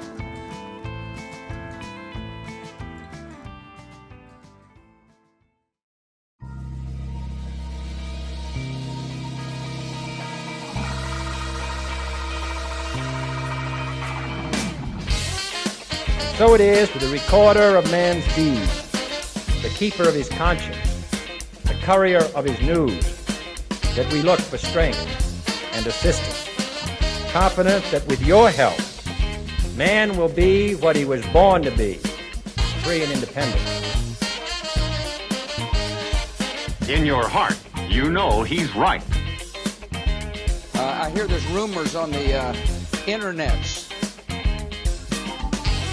And welcome to Wilmington's Big Talker in the morning. I'm your host this morning, Yaël Ossowski. You normally hear me as a radio host on Consumer Choice Radio, and you've heard me on this station before. Thank you guys for tuning in for our final hour, heading into 9 o'clock, just past the news break. A lot of stuff happening in the world, but you're tuned in here, and we love it. Thank you so much for being here. Again, you can listen to us not just on your radio dial, but also by going over to the website, bigtalkerfm.com, over on the Facebook page, and on YouTube as well. We're streaming in multiple locations, being sure we get the message out. Not to forget the apps that are available on your phone, on your smartphone, on both the Android store and the Apple store. You can find Big Talker WFBT there in the lineup. Some of you are used to hearing Joe Catanacci here in this slot in the morning. Joe has departed for Fair Shores. He is off at WRRN in Myrtle Beach, South Carolina. He's got his own morning show now, competing with ours here on the Big Talker. So you can find that station. You'll be able to catch up with Joe, but we're concentrating on the city of Wilmington. We mentioned in the first 2 hours, we've got our municipal elections that are happening tomorrow. Some of you might have already voted, might have already sent in your ballots. Maybe you were incensed enough, it's what has happened in the past year, that you sent that in early and furiously and wrote down your choice. And choice you do have. We've got the mayoral election here in Wilmington. We've got city council seats and basically every mayor race, essentially, in every town around Brunswick and New Hanover counties. Hopefully you guys got your ballots in, and if you're following along, and usually you tend to be quite smart if you're tuned in to talk radio, it means you're well aware of the issues. Whether you have just moved here, whether you've been here for years, you kind of know civically what's going on, and you are engaged on the topics. So good to know that we have you and can count on you as listeners going forward. So for the next segment here, well, there's a couple things to highlight. Actually, just got this news notice. We've avoided talking about COVID for the entire show so far. The entire morning has been COVID-free, ladies and gentlemen, unlike the White House, apparently. This is an article from the Times. Jen Psaki, the White House press secretary, has tested positive for the coronavirus. Now, this is not a gloating moment. Nobody wishes any illness upon anyone that they know, and surely would not like that. But for someone who has taken such care, someone who's really done everything possible to be super, super secure, staying 6 feet apart, wearing the mask at all times, washing the hands like crazy, following all of the guidelines, probably not going out to restaurants, Miss Psaki has herself come down with COVID and coronavirus, as does happen to many people, even though she was double vaccinated, maybe even had a third one, we don't know. A lot of people are getting boosters nowadays. But this is kind of interesting because it just shows that it really doesn't matter how good you're prepared. It really doesn't matter what kind of government guidelines you follow or that you champion for others, because we have to remember that Psaki is the White House press secretary, so she officially represents the thoughts and ideas of the entire Biden administration. And there has been a lot of shame and shade thrown at many of you. Those who are unvaccinated, those who don't wear masks. You've heard it all, and a lot of it has come from Miss Psaki here. But she has come down with the virus. Unfortunately, wish her the best of health. Don't want anything bad at all to result of this. But it just shows that there's no way to really control this in a good way.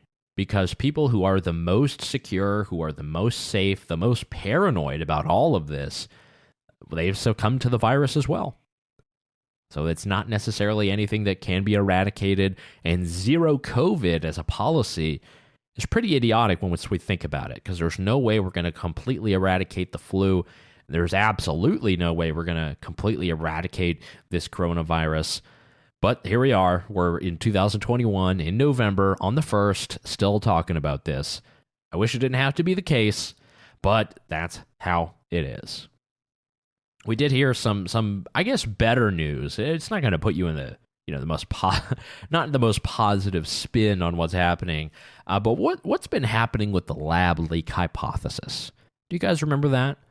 The lab leak hypothesis was the idea that perhaps the origin of COVID rested not upon a food wet market in Wuhan, China, but actually the Wuhan Institute of Virology, where they were doing gain-of-function research on various bats and animals, and essentially some kind of leak happened.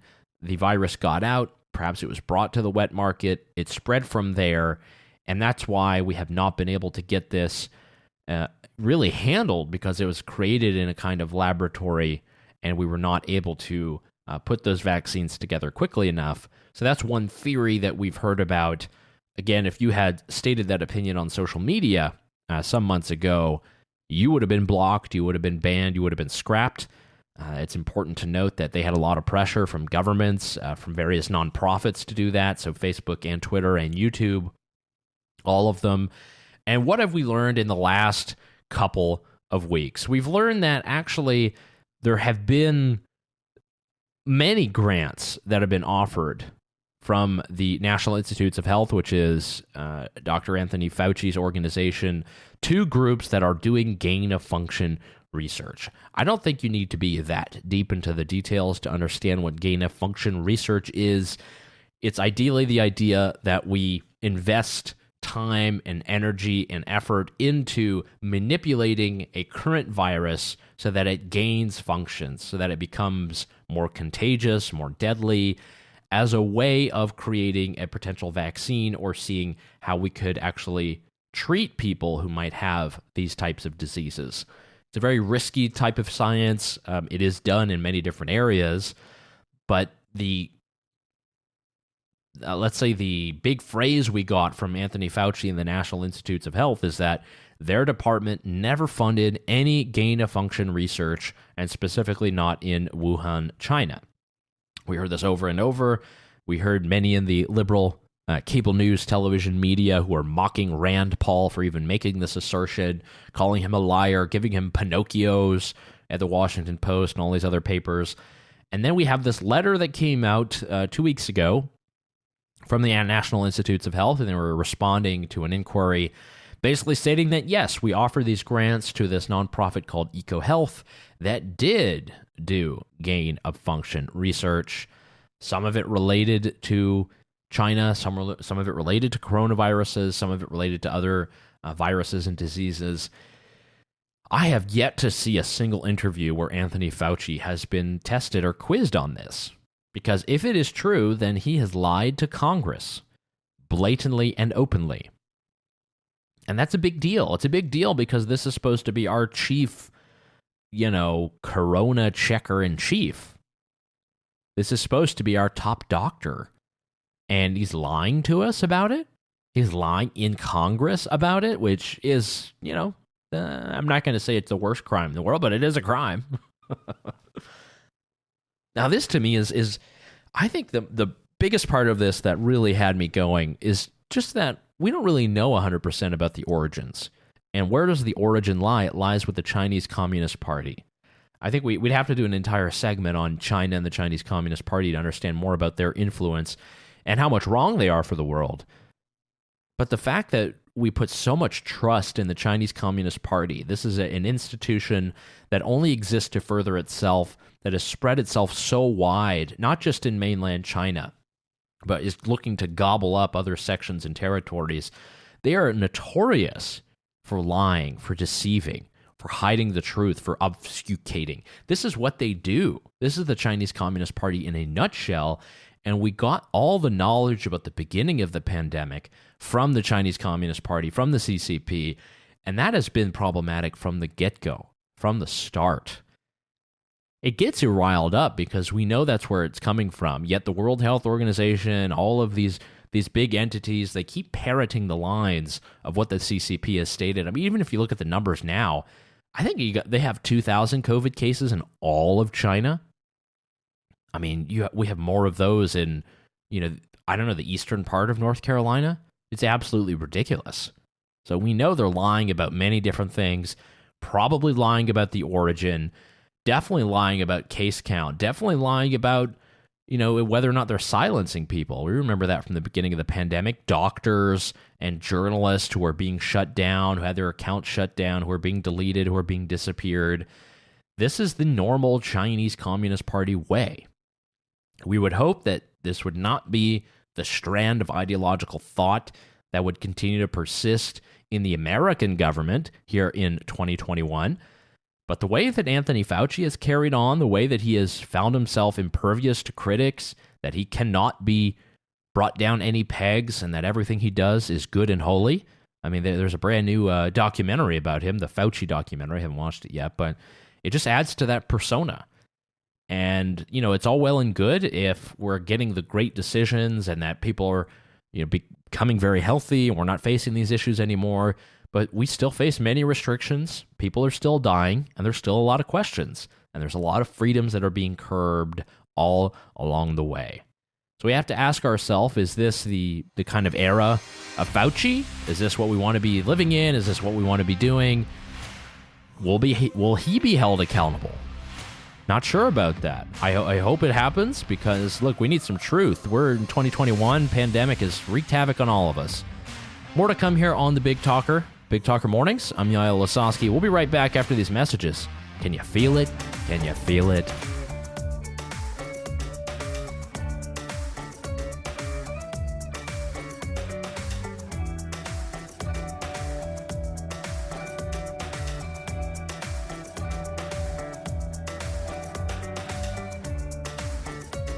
We are sorry, but due to a global shortage, we'll be unable to provide the rest of this radio program. Could you imagine if that would happen? That's kind of what's been happening in every single industry, and I know that many of you are facing this, maybe at your own businesses or maybe in your own life. Maybe it's just, trying to have fun or ordering things online on the internet for projects that you might need or for your local business. We've been running out of a lot of stuff. And we hear about global shortages. It's not just in microchips. In the beginning, it was lumber. There's all types of different product categories that are missing in action, that are stuck on boats somewhere out in the ocean, that are caught on the railway, that are still being made at the source. We've had all kinds of these issues, and I think everyone's been affected. And what we're seeing is it's a lagging indicator of what the shutdowns forced by governments around the world have actually done to ordinary people.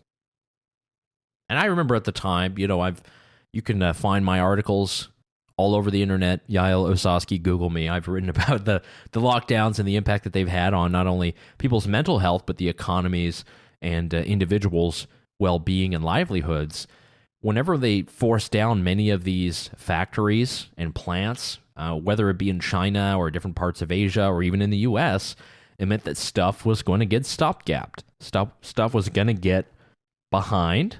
We were not going to be able to find, this correct normal time loop of products from when they're conceived of to when they're put to paper to when they are put into contract with the factory. The factory makes them and then they ship them over and we sell them to American consumers.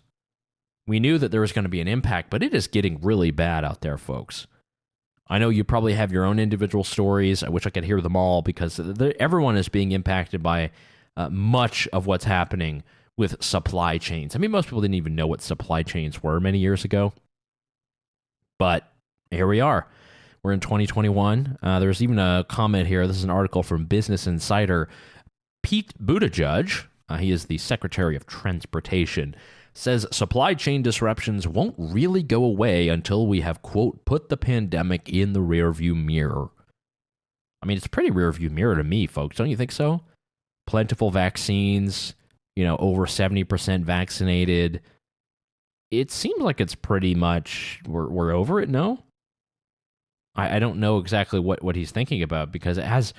The thing is, it's kind of a pet peeve, right? Is whenever people say, jobs lost due to COVID, it's actually jobs lost or businesses lost because of the political or government reactions to COVID. COVID did not shut down your business. It was the politicians that shut down the business. You can blame the virus. no doubt.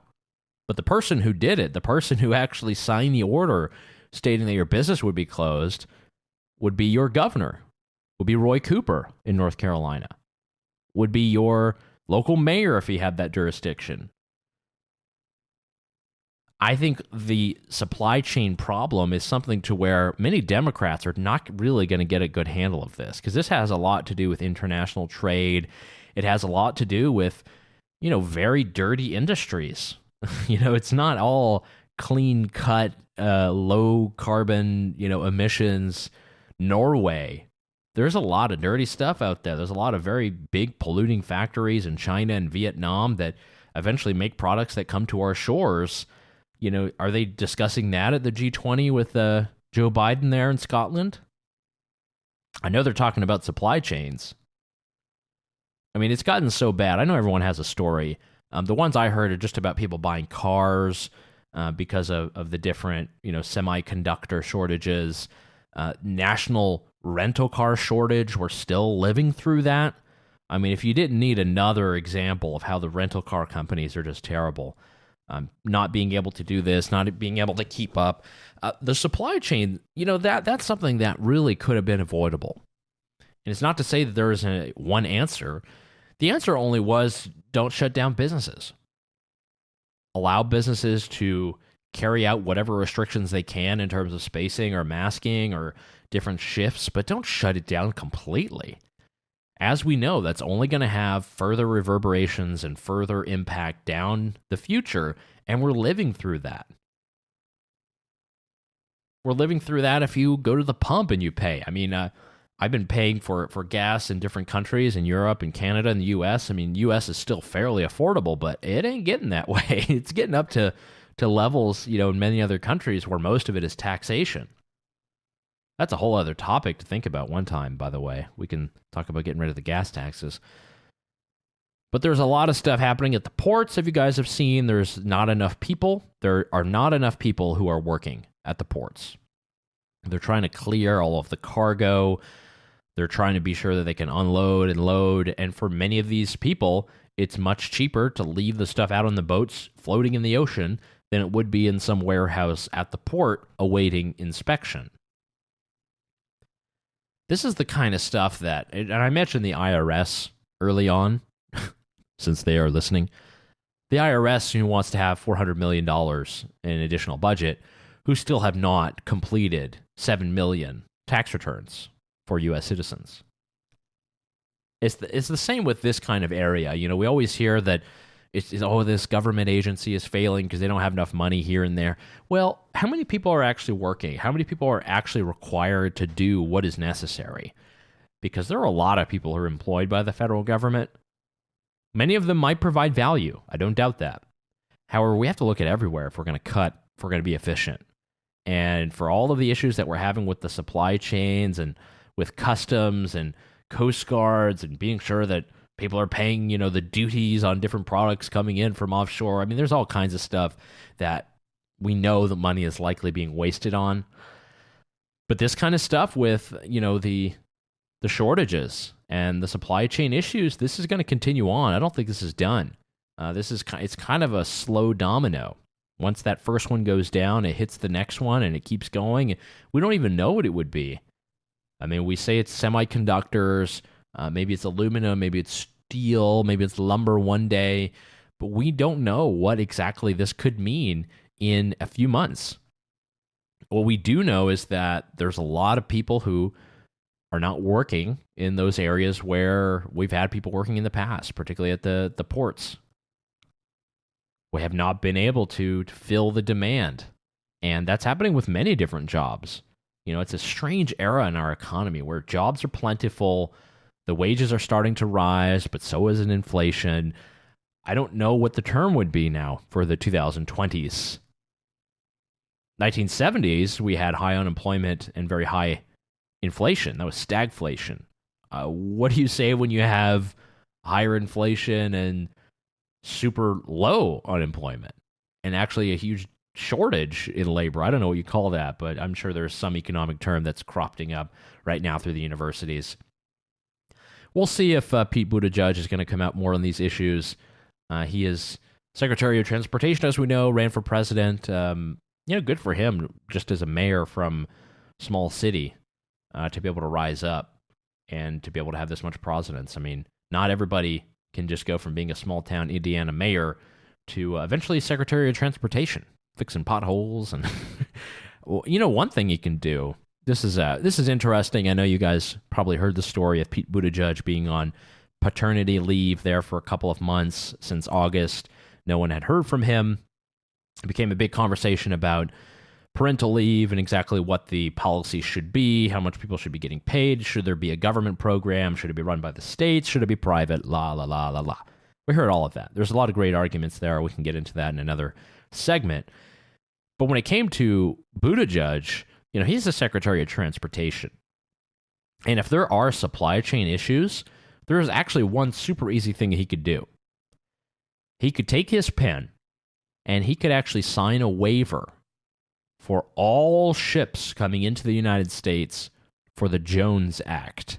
The Jones Act, or the Merchant Marine Act, essentially makes it illegal for any foreign flagged carrier ship to make stops between two U.S. ports. It sounds very complicated, but it basically means that Hawaii cannot buy its toilet paper from some other island that might be closer. It has to come from California. And that makes it complicated. It makes things expensive. And anyone who's ever been to Hawaii knows that it is more expensive. Anyone who's been to Puerto Rico, much the same. The Jones Act was created to try to protect the domestic shipbuilding industry, but it continues on and it's actually raising cost. And it's not just for the island nations, it's for all of us as well. All the American population, when we think of ships that come in and out, if they could actually stop between ports rather than just coming from, who knows, Hong Kong to San Diego and then all the way back, if they could go from San Diego up to Seattle, up to Canada, come back down, all kinds of products, that would be amazing. It would be much better trade, much better facilitation of transportation.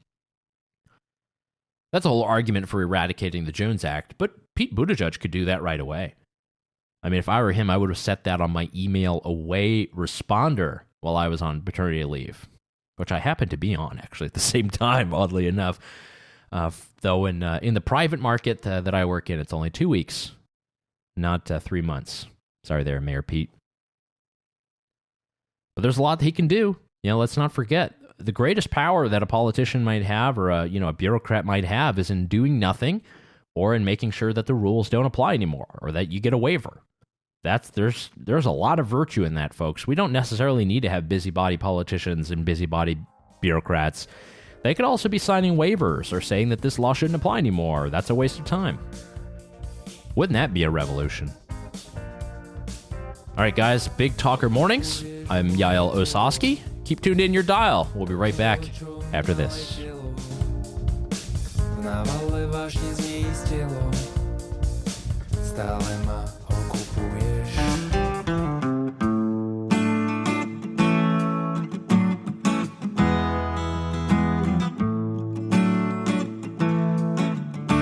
Big Talker Mornings here on the Big Talker 106.7 FM.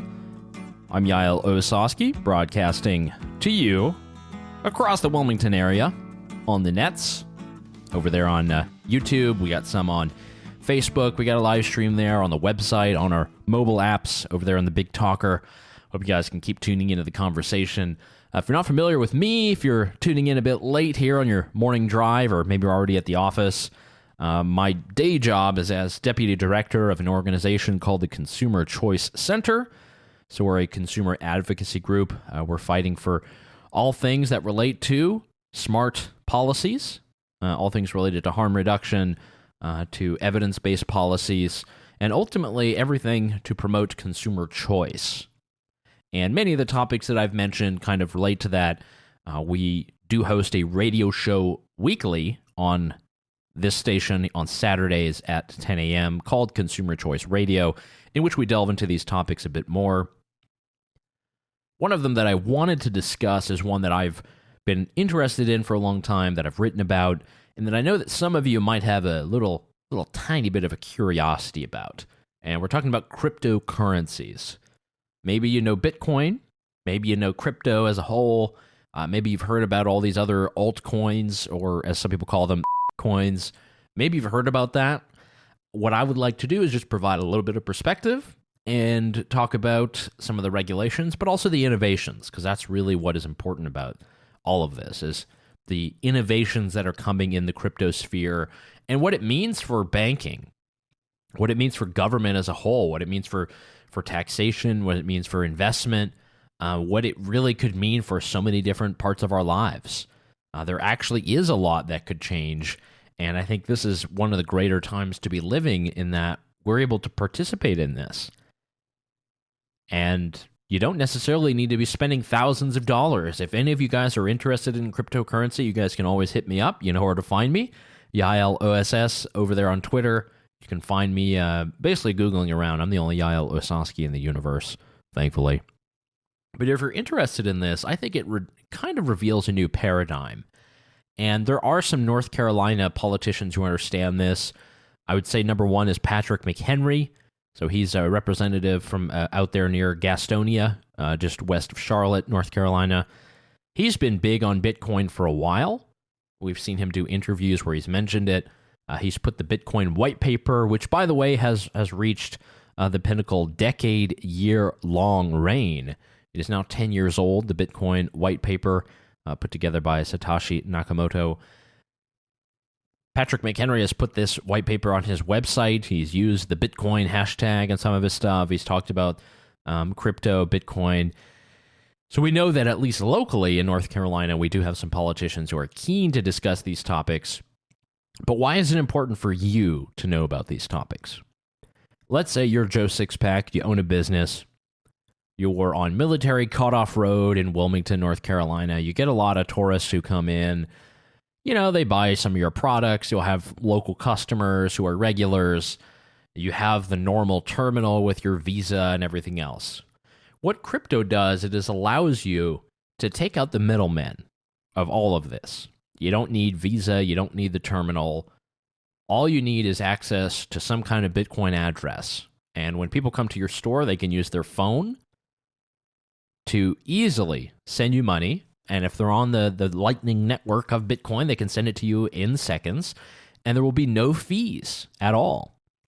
Those of you who are small business owners and have to work a terminal know that if you have Visa or MasterCard, it's typically around 3% of every transaction, of every purchase goes right back to the card company. Not to mention any other fees by the terminals, not to mention taxation, but that's a whole other point. What Bitcoin allows you to do and what these cryptocurrencies allow you to do is to bypass that altogether, because it's the protocol that is the money. I think that is the bigger idea that will take some time for a lot of people to understand, is that the protocol itself, a fixed supply of currency at 21 million units, which is what Bitcoins are capped at, means that there can never be any inflation, much like we have now in our American economy with fiat dollars. We know the impact of what's happening with inflation. It does touch on many different areas of society. But if you have cryptocurrencies and they have a set supply, meaning they cannot just be printed out of thin air, then that means that it is true, honest money. It cannot be manipulated. And if we know that how it actually works and is confirmed is by cryptographic ledgers, by very complex computer code that are verified by thousands of individual computer nodes, then we know that that is honest currency. And the ability for a shop owner on Military Cutoff Road in Wilmington, North Carolina, to sell his product to a beach hippie who came down from New Jersey and wants to buy a new trinket, and they're able to complete that transaction and Visa or MasterCard don't get a slice, I think that's pretty interesting. I think it's great. And you don't need a bank account either, by the way. All you need is a wallet address, which is free to create, very easy to put together. Get your private key saved, and you can move money around the world in seconds. It's kind of the future of how all of this will work. We're in the early stages. We're in the beta stages. We're in the innovation stage where people are learning more about it. And I think the learning curve is definitely a big one. But essentially all of our money is digital today, isn't it? How many of you use cash on a daily basis? There are different institutions where we do use cash. There are some bars that are cash only, sometimes little bodegas or shops that are cash only, sometimes laundromats, cash only. There might be a few of these, but the vast majority of businesses, at least in the U.S. in 2021, accept cards, debit cards, credit cards, PayPass. Put your card on the thing and it beeps. We have all of this technology, and that's all working in the background, and that's definitely evolved. But imagine if we could do that in a crypto economy that's not based on the US dollar. That is what really we have to think about. It's less about the technology of how it's used and interacted with, and more about the core philosophical principles. If we go back to 1971, the US dollar was actually based on a portion of gold. From that moment on, when President Richard Nixon removed the gold standard completely, that meant that the dollar was based on trust alone. It was based on whatever the government said it would be and whatever it would fetch in the market when compared to all the other currencies.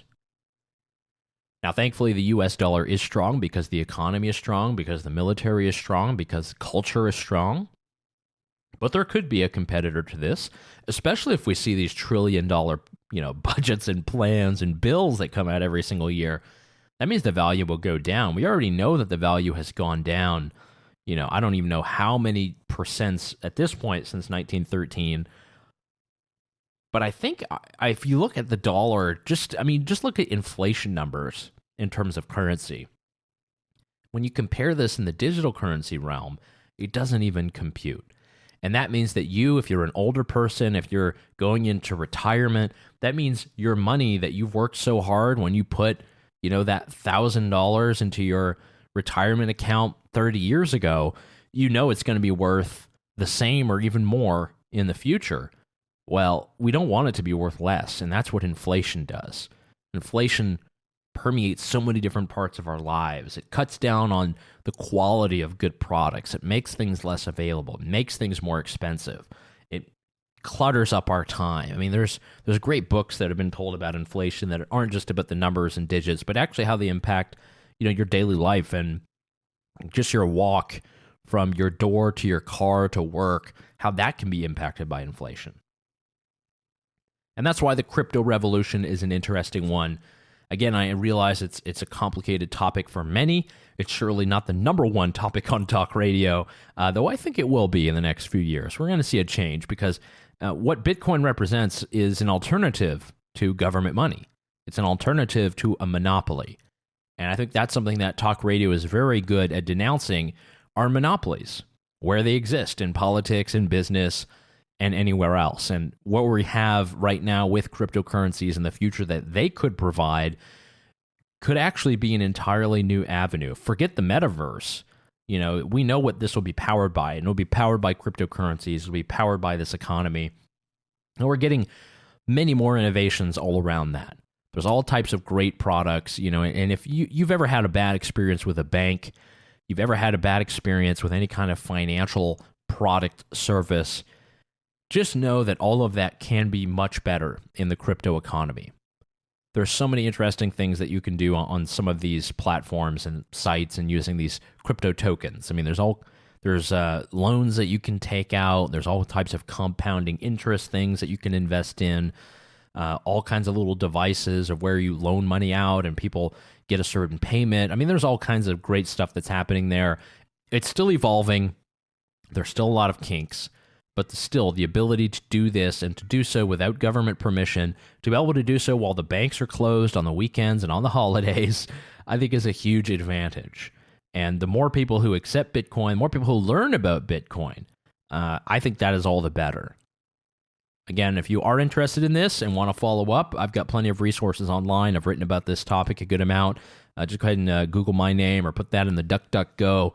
You'll find with my name and Bitcoin. I've got another article coming out in the European Conservative magazine this week that will discuss just this, and particularly the regulations on cryptocurrencies and why the elite are so anxious and so afraid of what the crypto economy brings. So I know that Many of you should be interested in that. It's kind of a new field, but at least one that I believe really requires a lot of good thinking, a lot of good time, good debate, and good analysis. And there are going to be multiple takes because not everybody agrees on which cryptocurrencies are the best. Everyone has their own thoughts, but they're out there, and it's a free market, folks. That's what we love. Speaking of that, got to pay the bills here at The Big Talker. We'll be right back after these messages. Coming up, rounding out the hour and the end of our program.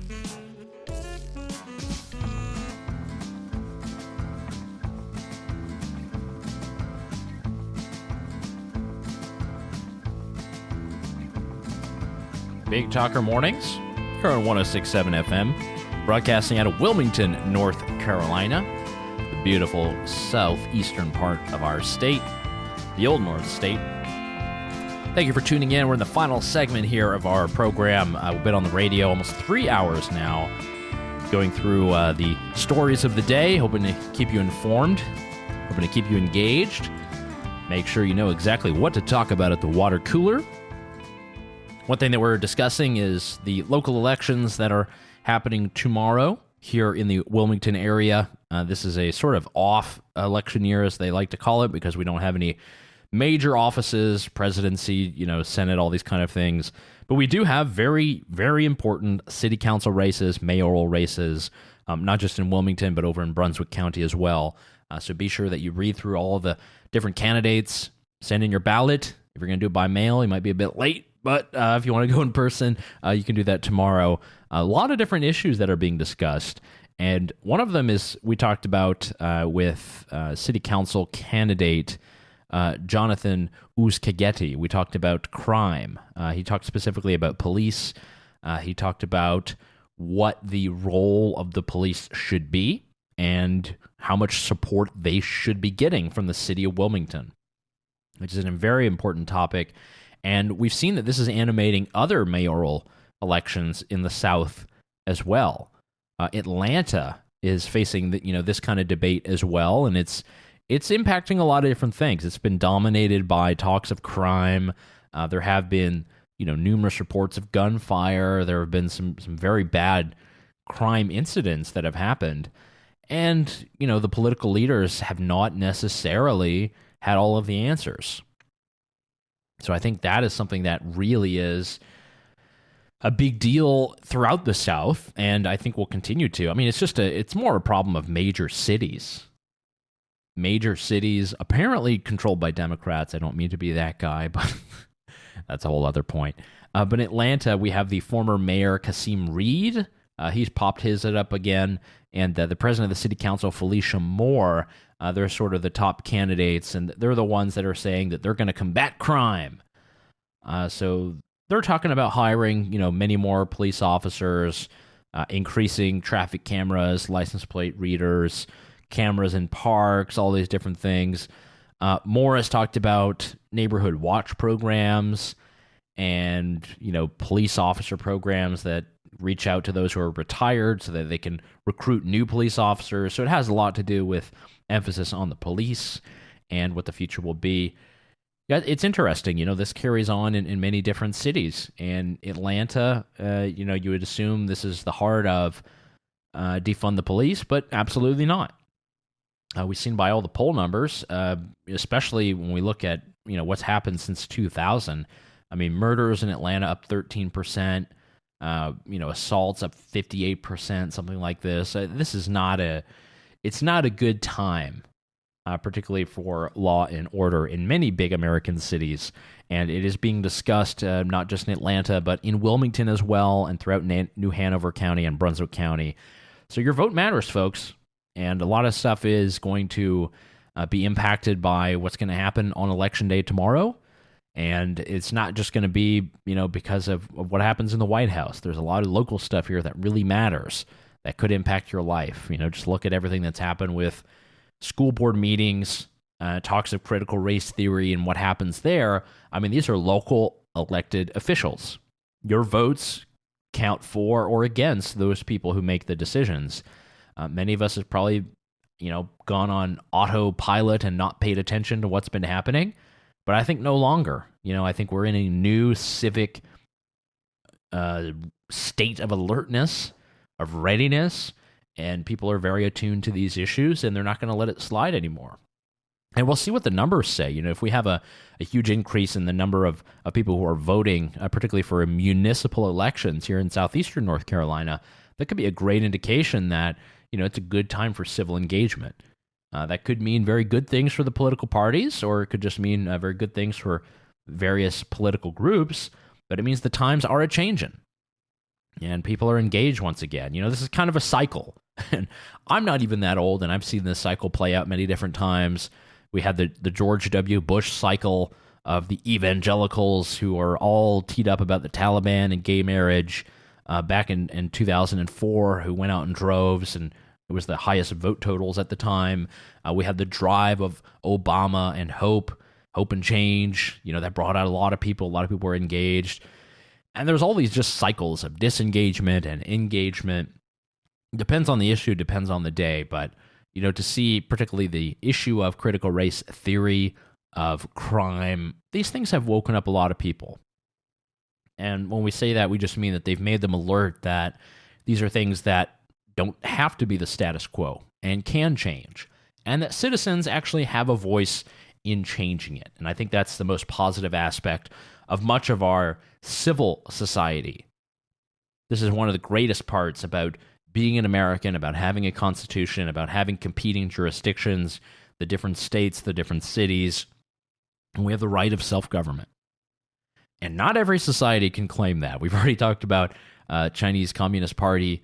We know that Jonathan Uzcategui is from Venezuela, and they certainly do not have that type of plurality. They surely do not have that type of diversity of thought and political leadership in that country. And that's one thing to be thankful for, whether it's election day or not, whether you're participating or not. And I think that's why we have this great American experiment and why it continues to grow. And yeah, we'll face some bad days, let me tell you. We'll face some bad days. We'll face a January 6th. We'll face insurrections. We'll face all types of tiring times, trying times, times that wear us down as a people. But overall, we have that might and that individual thrust.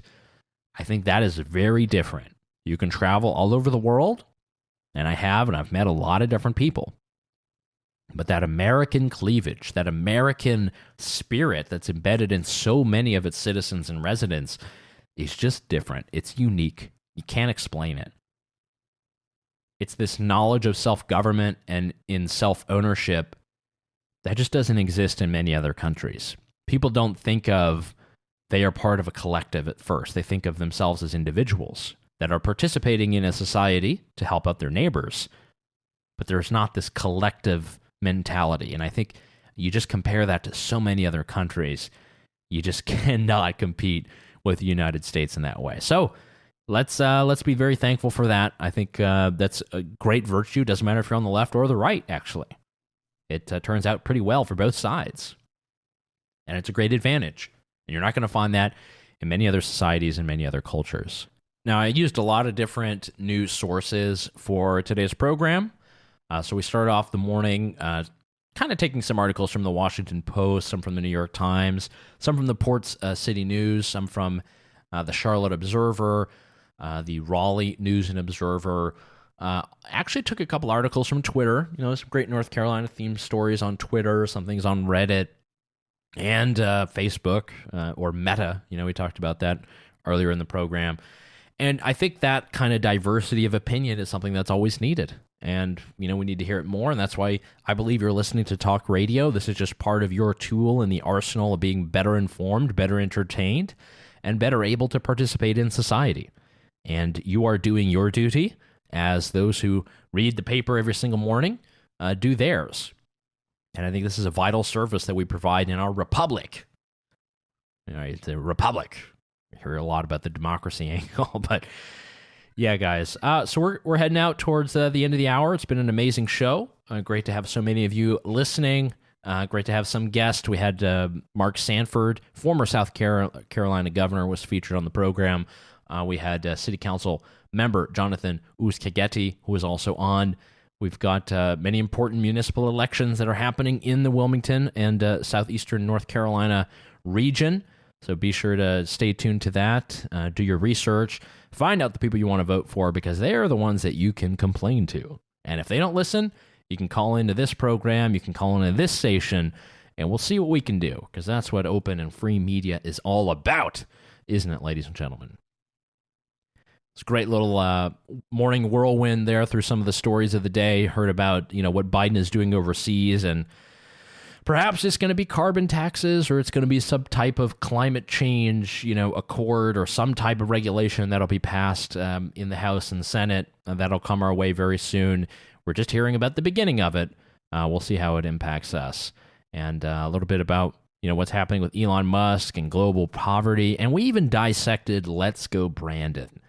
I mean, how often do you have a morning radio show that will cut into all of that? Not often, ladies and gentlemen. So again, for Monday, this is Yaël Ossowski. We're the 1st of November. I want to thank you guys for tuning in. I will be here again tomorrow on the Big Talker radio dial, 106.7 FM. Chad Adams will be taking over for the rest of the week. He'll be in on Wednesday. So you'll be able to hear more great, insightful analysis from your favorite station here in southeastern North Carolina. You guys have a great day, and I'll talk to you tomorrow.